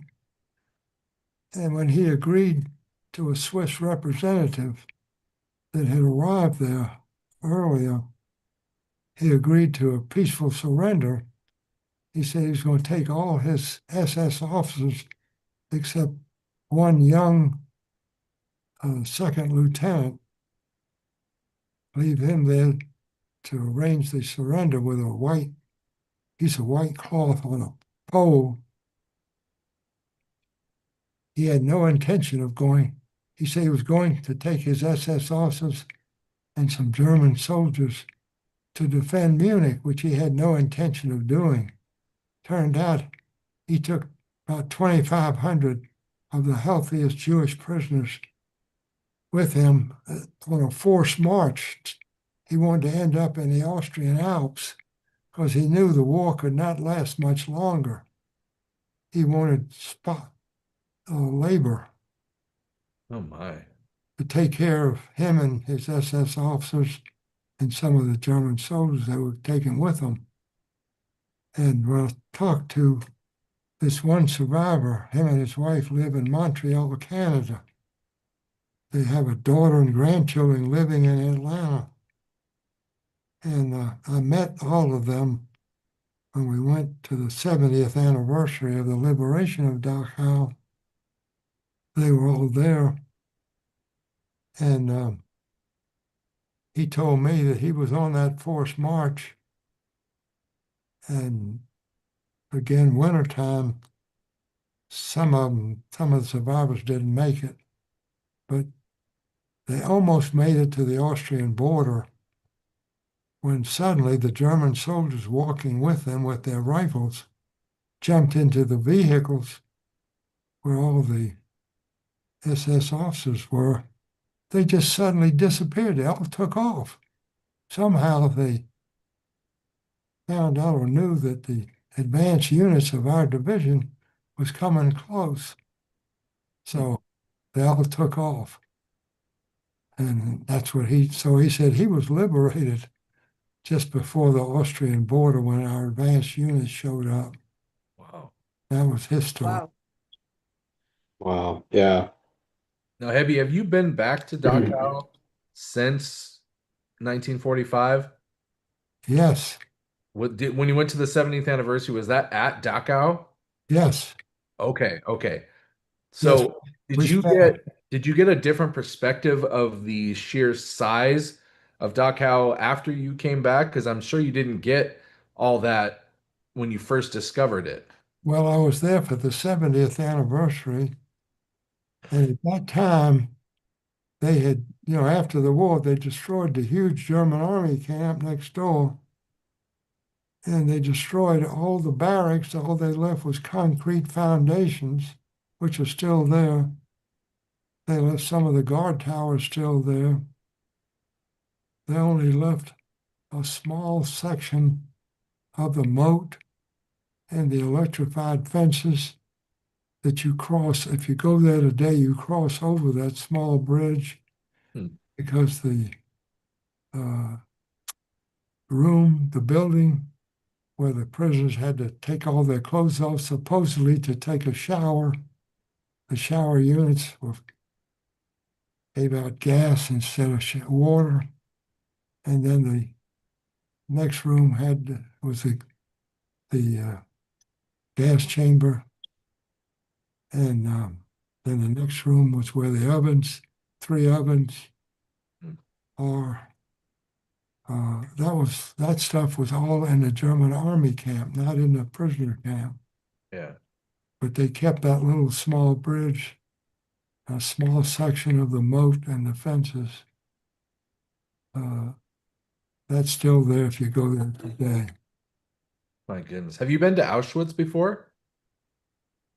Many years ago, about 16, 17 years ago, I Like went. compare the sizes, like Auschwitz compared to Dachau. How big was one bigger than the other? Well, I think Auschwitz maybe was a little larger because Auschwitz was a former Polish army camp, 2-story brick buildings. Yeah. And so it was the barracks. And most of the buildings were 2 stories and all brick. I went there for the International March of the Living, which they have that every year. And they had was 13 other World War II veterans plus myself, plus one from Canada. And we went there, and with our small group, we had one guy with us, joined us at the airport, Kennedy Airport in New York. He was a prisoner in Auschwitz. And he showed us which barracks building he was in when he was there. Very interesting guy, died a few years ago. But so anyhow, and then 1.9 million miles from Auschwitz is Birkenau, which is still there. The Germans built that as a killing camp, and they built the road from Auschwitz to Birkenau. And when we started the march, there was 10,000 people in that march from all around the world, high school seniors from schools around the world and so forth. Wow. Little people from Israel and so forth. And they brought in some golf carts for the World War II veterans to ride in. But I told my wife, my son, I want to walk. And they said, no, get in one of those golf carts. So I did. So I rode to Birkenau. And most pictures that you see on the internet or TV is Birkenau. It shows the railroad track going towards this building through the gate for the railroad to go into, as opposed to Auschwitz itself. But anyhow, so that's how I got there.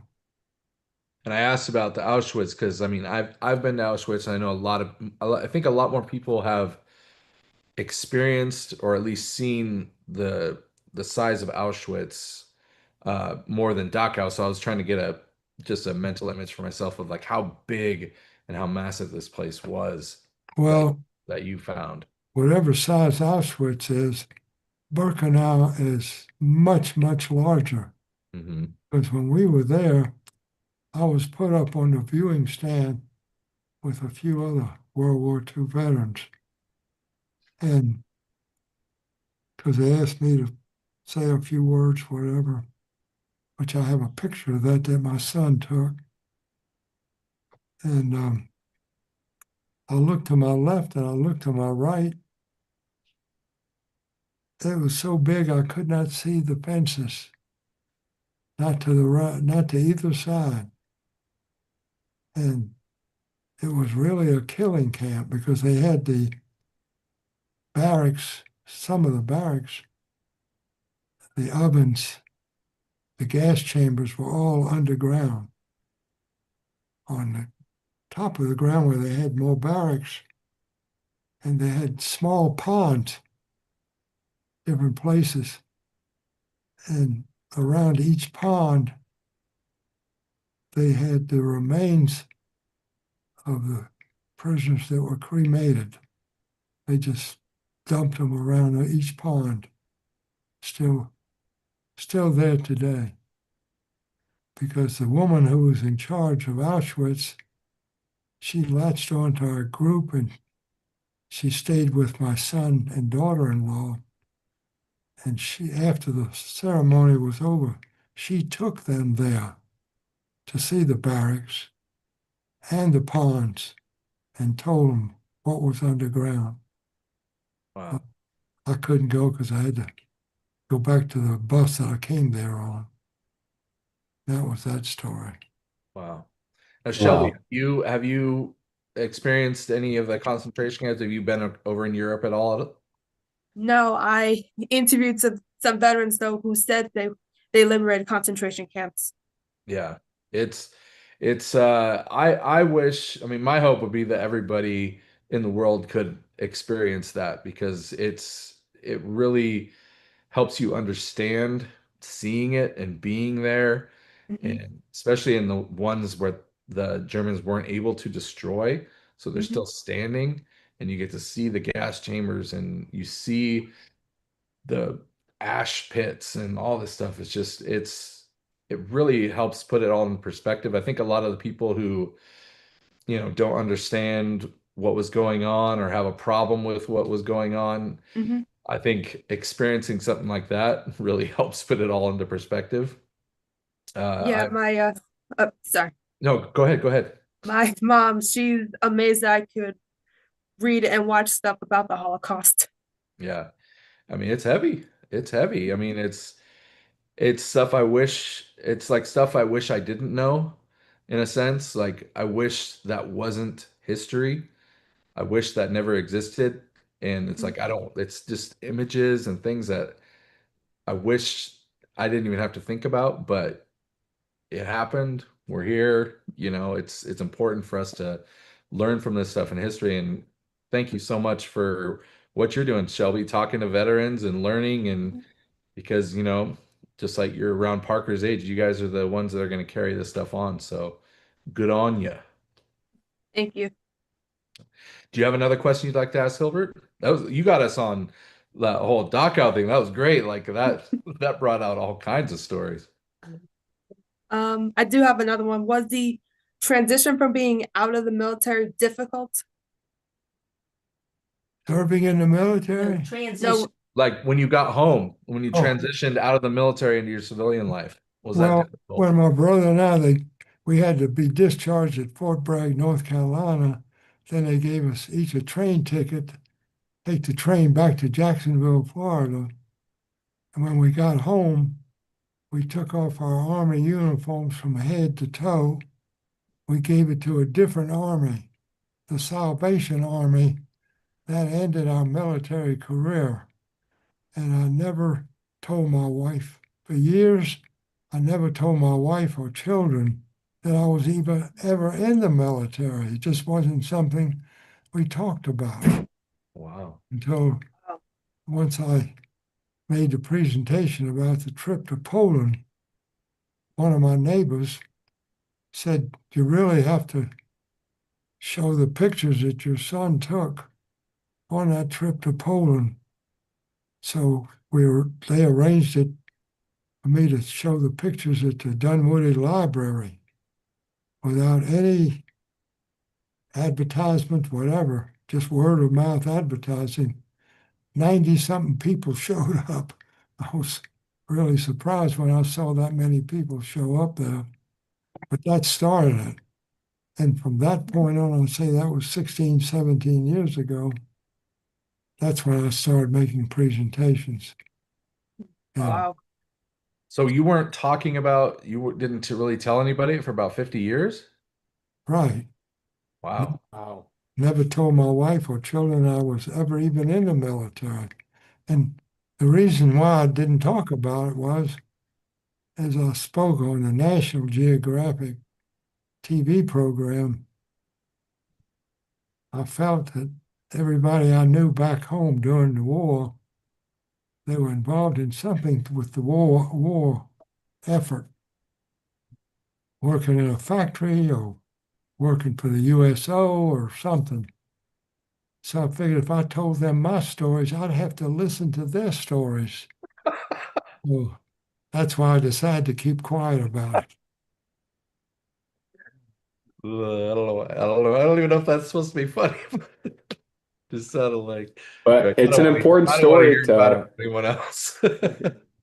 but Hibby, it's an important story, like you're saying, to, at this point especially, to come forward with the story and share it here online and here to people of my generation so that we know what you went through, but then also the story of the Dachau camp and learning what went on there so future generations know firsthand that what went on, the liberation, because it's crucial history, although it's very sad and dark.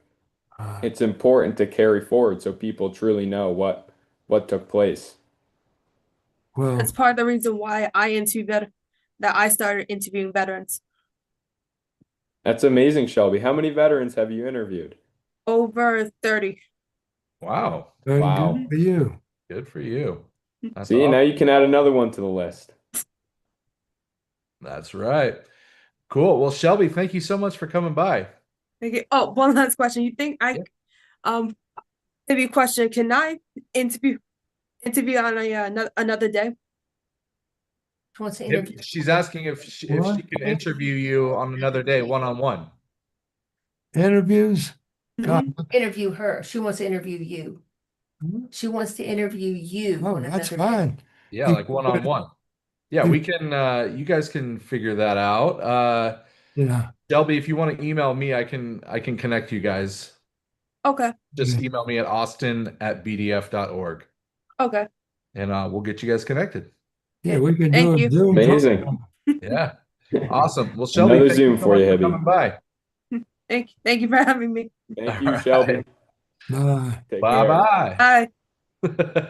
Oh, we got the A salute. salute. and Look everything. at that at the end. Nice. Throwing All right, in another so one. So we got Colby on deck. So there's 3 more on the list. So I think we can whip through these and then we'll call it good. So we'll bring in Colby, Let's and then do it. after Colby will be Chester. And I think this is the Colby we know. I'm I had a feeling. It's assuming this is the Hibby, Colby I'll we be a know. familiar face for you. And I think this is the Colby you know too, Hilby. Austin, I'm looking at all that stuff behind you. Do I have a lot of stuff behind me? You've won a few awards yourself. No, they're not awards at all. There he is. Welcome, Colby. It's good to Recognize see that you guy, again. Hibby? Well, that's what they look like to me. They all How are look the you guys same. doing?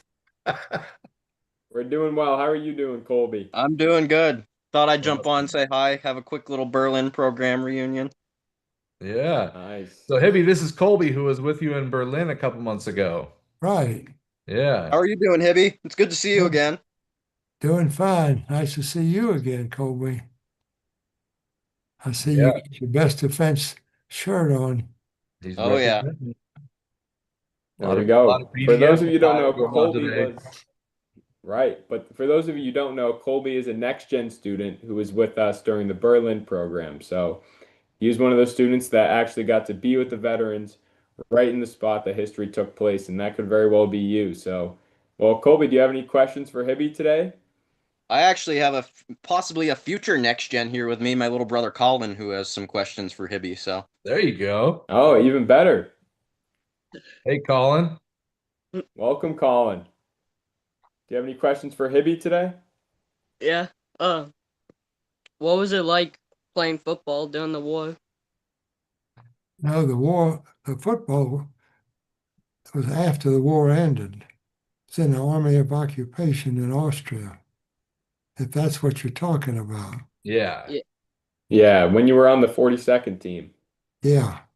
Yeah, Were there still, like, in that time in the occupation, were there still tension? Were there still, like, you guys felt like no, battles could start up at any point or anything like that? Like, no, or was it pretty relaxed? yeah, there wasn't any tension whatsoever because Okay. the people treated us like heroes. They said, you know, we saved them from the Nazis. And that's true today in Germany. Right? Yep, we definitely experienced Most that. definitely did. People were very grateful. In fact, when we were there for the 70th anniversary, myself and two other World War II veterans from my infantry unit, the three of us were introduced at a building called America's House, which I think now is used as a building where they train violinists or maybe people that do musical instruments. And right across the street at that time, they were opening a brand new museum, which is still there. And so the three of us were standing there being greeted by three government officials, one from Munich, one from Bavaria. And one of them spoke up and he said, I want to thank you guys for liberating Munich. I looked at him and I said, sir, at the time we thought we captured it. He said, no, you liberated us from the Nazis because Munich was the headquarters of the Nazi Party. Wow. Which is another whole story. But anyhow, that was that situation. And if you go there, like when we went to Berlin, and the five World War II veterans had that private session with the president of Germany. I mean, he asked each one of us a question. He had little index cards in front of him, so he knew what question to ask each one of us. But whoever we met from the German government there, they all said the same thing. They thanked us for liberating them from the Nazis. Because once the war ended, we could not find any Nazi anywhere. Wow. No. Right. Well, it's amazing to think that it's the same with the German people. Like you liberated the French. I mean, people liberated the Dutch, but it was the same with the German people because they were living still under the same harsh conditions and rule that others were. So you liberated the German people as well. Yeah, for sure. And were the German people as grateful, like you were just saying? Was that a common kind of theme throughout all the towns that you went through? Yeah. Yeah, they greeted us like heroes. Because you are. They were scared to Right. death of the Russians. That's amazing. And Right, speaking because of, they wanted you to liberate them instead of the Russians coming along, because they heard the stories, right, that were passed through. Well, they were scared to death of the Russians. yeah, Right. yeah. Well, Colin, do you have any other questions for Hibby? Yeah. How old were you when you went overseas? Let's see, we went in, we were 17 in January, we were 18 in February, so we were 19 years old. Wow. It's amazing that you were 19. I mean, I'm 21 right now, and I can't imagine going through what you went through, but Well, at age 19 and many others were 18, 17. We had guys in my gun battery of 100 men. Excuse me, one of our second lieutenants was a few months younger than me.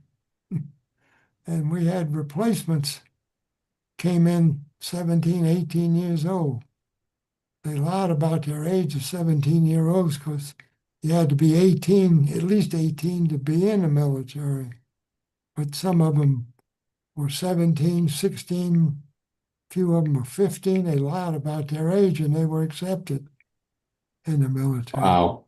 Think like Colby and Colin could be, shipping off to war. Like, just think of you guys as like where you're at and who you are and your age in 1944, and all of a sudden you're like, I gotta go what? I gotta go where? Well, as I said earlier, we didn't know what military life was like. We didn't know what combat was like. We looked at it as a great adventure till we found out otherwise. And I imagine that was your first experience leaving the country at the time, right? Right. Like most people. I mean, I'm sure people weren't taking vacations to Europe often back then like they do now. Is that correct? Am I correct in assuming that? Well, until the war broke out, then all that traffic stopped. Yeah. So we had a second lieutenant. We called him, everything had, according to him, everything had to be done by the book. No common sense whatsoever. Oh, geez. His name was Dave, last name was Davis. We called him G.I. Davis, government issue Davis. And when we were at Camp Kilmer, New Jersey, getting ready to ship over, he put a notice on the bulletin board, said all you can take is one extra pair of socks, one extra pair of gloves, and 3 extra suits of underwear. And that's it, because we each had a duffel bag. So they gave us, each unit got a very large sewing kit and a canvas bag, like the fold-up bag. Each unit got a barber kit, same way, and a canvas bag fold up. So we took that, we went to the warehouse where they had all that stuff. We got extra gloves, extra socks, extra underwear. We sewed it inside the lining of our overcoats. And when we got to Marseille, got off the ship, the GIs on the dock said, I hope you guys brought extra gloves, extra underwear, extra socks, because you're going to play hell getting them over here. So we wondered what Lieutenant Davis brought with him. We played a few tricks on him in combat. He never realized they were tricks, but they were. Hold on. One trick we played on him in combat, the command post was very close to the 4 howitzers. We were doing fire missions. So then, not my gun crew, but gun crew number 4 called him on the field telephone and told him, Lieutenant Davis, one of our guys is sick here. He's throwing up and everything. We think he has fever. We don't know. You got to come here. So he said, I'll be right there. So gun crew number 1 was closest to him. So they had collected some pebbles. And here he came, started out walking towards gun number 4. Well, they threw a few pebbles. He immediately dropped down to the ground on his stomach, took out his .45 pistol. He's ready. The pebbles hit some branches, tree branches, where he thought it was maybe some German unit, advanced unit. So he's crawling on his stomach with his .45 out, crawling along. And gun number 2 they throw a few pebbles, same thing. He stops and he's ready. Jeez. Then he starts again. My gun crew, we threw some pebbles. finally he gets to gun number 4. And they said, Lieutenant Davis, he's fine. He threw up a few times, but he's okay now. So we don't need you. He went back Did to he ever catch you guys doing that? Did he know what you guys were up to? he never figured out it was a joke. He sounds like he's kind of oblivious to that, like the kind of person who's oblivious to jokes because he's We so found by out so before he rigid. came in the Army, he was a window dresser at a Kresge 5 and 10 cent store. That was before they changed the name to Crest 5 and dime store. Oh, It was Kresge. They had a GE on the end of it. huh. Interesting. And that was his experience. That's awesome. Well, Well, Colin, do you have any Colin. last things to say to Hibby? Yeah, I got a couple more questions. We got guess 2 more people one waiting. more. We gotta So one more question, one last one. What advice would you give to the younger generation? Oh, this is a good question. What advice should I give to the younger generation? Yeah. Well, it depends on how young they are, but I'll give you the same advice that I gave to 10-year-olds at the international school here in Atlanta before I went to Normandy the first time. One of the 10-year-olds asked me, what did you do growing up to enable you to reach 100 years old at the time? When we went to Normandy and I was pushed in my wheelchair into a class of 15-year-olds at a high school, one of them asked me the identical same question. I said, I'm going to give you the same answer. And I said, don't smoke. If you do, stop. Don't do drugs. If you do, stop. Don't do alcohol, but if you have to for occasion, drink in very small amounts, and then hope and pray that you got the best genes from your parents, because that's most important. I got my mother's genes and she lived to 102. So I got 3 weeks to go from today. I think I'm good for that length anyway. No, you got You're good for plenty 3 more time. years. You're going to Normandy in a couple months. Exactly. Well, All my right, Colin. son is going with me as my caregiver. Compliments of Virginia Durr, because he's a retired psychologist. Yeah. So Is it the same son who went with you to Berlin? yes, Oh, yes. right on. So Jerry, right? Gary, that's it. Very cool. Well, that'll be great. And speaking of the Berlin program, after this, we're going to be premiering the video for the Berlin program. Looking forward to that. Colby will get to see himself in there. Yeah. There we go. Well, keep your eyes peeled for that one. You don't want to miss those program videos. Colby's got an emotional little piece in there. And This guy right there on your screen is going to make you cry. they'll probably show that on every Delta airline flying around the world too. We'll see about that. That would be nice. Well, they showed They showed the Normandy one, yeah. the one from Normandy. Yeah, the Normandy and the Next Gen video as right. well. That's right. Well, Colby All and right, Colin, Colby and thanks for Colin. coming by. Good to see you guys. Good to see you too. Yeah, good to see you too. All right. Take See you care. again. All right. Bye. Look at that, Hibby. A nice little reunion on here. Got the Berlin reunion. Yeah. And yeah, his younger brother as well. That's cool. He's got his brother involved in there too. Yeah. Okay, so we Future got next gen we got 2 student. more left in the waiting room here. We got Chester, who was on deck, and then after that is Carl. So Chester, Perfect. you're going to be coming in here soon, and then Carl. So yeah, the Berlin video is going to be it's pretty special. It was hard to take all the different elements and turn it into a little 7-minute video. But I think it turned out pretty cool, and I think people are going to enjoy it. And that was a cool experience to be in Berlin and go to an NFL game there. And I can't remember, how was that your first NFL game that you'd been to, Hibby? My first NFL game?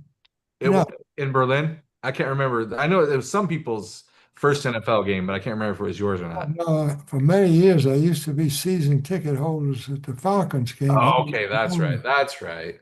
Yeah, so, Well, you got to see your home team though, at least. well, See his home Overseas, team which is get pretty beat. neat. yeah, Yeah, that was not pretty. That wasn't a good sight. Following I did Sunday- forget that part. the following Sunday here in Atlanta, I was honored at the halftime of the Falcons game. Overtime, they lost in overtime to the Oh, 2 weeks in a row they lost in overtime. Repeat? Carolina, Oh, man. and they were ahead most of the game. Oh no. Oh, Carolina that's not a fun 2 weeks. had it just before the game ended, and then they Oh, went in man. overtime.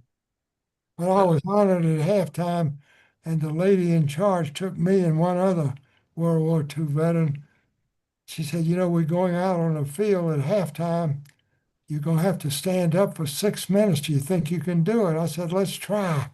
So we stood up for 6 minutes, just waving. Wow. I think me and Parker are gonna have to have a little gentleman's bet on this Super Bowl coming up. Yeah. You're I a guess Patriots so. fan, aren't you, Parker? I am a Patriots fan, I'm a so it's Hawks gonna fan be from day one, man. I'm oh, from so Seattle. I'm from it's gonna Seattle. be a so- battle here. Yeah. All right. I'm Hawks all the Might way. be a repeat. We Might be a need repeat. redemption for the last Patriots Seahawks Super Bowl. All right, let's bring in Chester. We'll see. Yeah, that last Super Bowl was pretty hard. Pretty hard on a I Seahawks. bet. I've been a spoiled Patriots and Boston sports fan my whole life, so I've had a good upbringing. I'll say that in the last 21 years. You had it easy for a long time. I have a friend here in Atlanta. His first cousin is Robert Kraft, who owns the Patriots. Oh wow. Wow, no way. That guy's got a couple dollars. Some years what a small ago, world. he was invited by his cousin to go to the Super Bowl game, and told him, well, he doesn't know anything about football. Why don't I take his place? But him and his wife went, so I couldn't go. Nice. We'll call him up, tell him about us, and say, hey, give us some of that Kraft money. Yeah. We can Well, take- maybe Hibby, you can get How a many one-day World War II contract bets to the could we Super take? Bowl. So who we got coming up now? Well, I brought in Chester, but nothing's happening, so I don't know. He might not be there anymore. So we'll go to Carl. Okay. All right. Carl. Carl. Anybody watch The Walking Dead? Carl. I've not seen that show, no. Oh, come on. I've That's seen I the know, name, gonna but be I don't see Cole. Carl. Welcome, Carl. Where are you calling in from? I'm calling in from Wiley, Texas. I have heard a lot about Hibby through his niece, Marla Margol, that I work with. I've worked with her for about 10 years, and I've passed on my thanks to him for being a World War II veteran and the person that he is. And if his niece is any indication, he's definitely good people, because I know his niece is. But I appreciate you guys having me on. I've never got to meet him. I live in Texas, so I don't know that he comes here very often anymore. But thank you for your service, Hibby. It's a pleasure to meet you, truly. Yeah, well, you're live with Hilbert Margol if you want to ask him any questions. You got any questions for him? Yeah, I know Marla's, your niece Marla's dad, who's passed away some years ago, was your older brother. Is that correct? My oldest brother, 3 years older than me, and my twin brother, yeah. Okay, and it was just the three of you guys? Well, no, we had a younger sister. She's 96 years old. She lives in Tampa, Florida. Wow. Wow. You definitely have good genes as far as longevity. My mom is 92. Well, my father. Good family genes. For sure. My father passed away at 68 when he had his second massive heart attack. My twin brother had some of his genes, but he made it till 10 days before our 92nd birthday. Wow.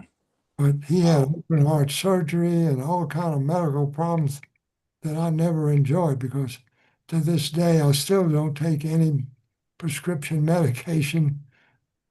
whatsoever. I take 2 vitamins a day, and that's it. And 3 baby aspirin a week. That's good for your heart. So baby, it's don't smoke, don't drink, and don't do drugs. Right. Listen up, There you kids. go. Listen up, kids. All good advice for us. And you're going to get to couple years. 102 or nearly 102.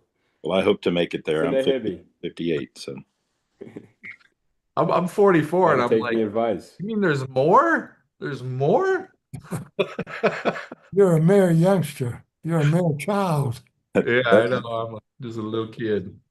yeah. My mother calls Well, me. do you have another I'm the question for youngest. him, Carl? After the war, when you got back home, I know Marla had told me that you went back to school. Is that correct? You went back to school you and your Back twin to the brother. University of Florida and got Gators. What was your major? Business. Originally, we wanted to get a degree. When we were in high school, we wanted to get a degree, business degree from University of Florida. Then we wanted to go to Wharton School of Finance at the University of Pennsylvania because we wanted to both become CPAs. But in the summer of our year between junior and senior in college, we got together with our older brother because he had worked during the war. He was 4F. Military wouldn't take him because he had very poor hearing. And so he worked for our uncles in Virginia, and they sold housewares door to door on credit. So we got together with him, decided to start that kind of business in Jacksonville, Florida. And by the time we graduated, we had a good business going, so we forgot all about the other part. No longer had the dream of being an accountant. Yeah, we forgot that, and it so happened we built our business, and when we got it to a certain size, we hired a CPA who was a freshman accounting professor. He was at the University of Florida. He had already gotten a degree, but he was getting a law degree. So he got his law degree, but he never practiced law. He got involved with politics. We learned a lot about politics in those years and the stuff that goes on behind the doors and so forth. And he told us at the time he became the counselor for the city of Jacksonville council. He did all their tax returns, no charge. Wow. And when the came out with the news about how the city councilman did a lot of graft and stuff, the FBI agents came to his office. They didn't take any records. They just photographed the records of all the councilmen that he did the tax returns, no charge. And away they went. And that's what caused Jacksonville to become the largest city in size in the United States. Wow. Outside of Alaska, because they got rid of the city council and the county commissioners took over the whole county. And that's how Jacksonville became the size that it is, Duval County. Wow. But his name was George Dandy Lake. Family was from Greece. And he told us he became the charge of the finances of the mayor of Jacksonville, Hayden Burns, when he ran for governor. So George was in charge of all the campaign money. So he told us, he said, if Hayden Burns, when he decided not to run for a second term, he says, when he puts his house up for sale, be the high bidder, buy the house, and start tearing out wallpaper, and you'll be very rewarded. Dang. A lot of cash in the wallpaper. That's Never wild. would have thought. Well, I know I'm the Carl. last caller and the last person on, so I won't keep you much longer. Hibby, again, it's an honor to meet you, and happy early birthday to you. Thank you. Well, Yeah. Marla will be here in less than 3 weeks for my birthday. I know she was there this past year, so she shared Yeah. that with me. So, thank you again for your service, Hibby. I've watched many of your other videos, and it's truly awesome. Thank you. Any Thanks for coming by, Carl. Yeah, thank you, Carl. All right. Meet ya. Good All work, right. guys. Thank All you. right, thanks. All right. Well, look at that. We have no more left in the waiting room. We got through them all. Very Amazing. cool. Very cool. I hope you enjoyed yourself, Hibby. I enjoy it. I enjoy doing things like this. So We certainly enjoyed being here with you and having you on. Yeah. Appreciate you sharing your history and your stories with all these young people from all over the world. right. It's so important, and we just love it. We love it, and we love you, and we hope we get to see you soon. Well, if not before, Definitely. see me in Normandy if all goes well. That's right. There we go. We Cool, will. cool. All right. Yeah, Well, it's amazing. go ahead, Parker. I was gonna say it's an amazing opportunity, Hibby, for people around the world coming here on this Zoom to ask you questions. I mean, you got to reconnect with someone from the town that you liberated. And it's amazing opportunity for people, the young generation, especially like me, someone who I've taken advantage of these calls to ask you questions. And I just want to say thank you for sharing your story with everyone on these calls. It's truly important to carry that story forward, and we thank you for that. Right. Absolutely.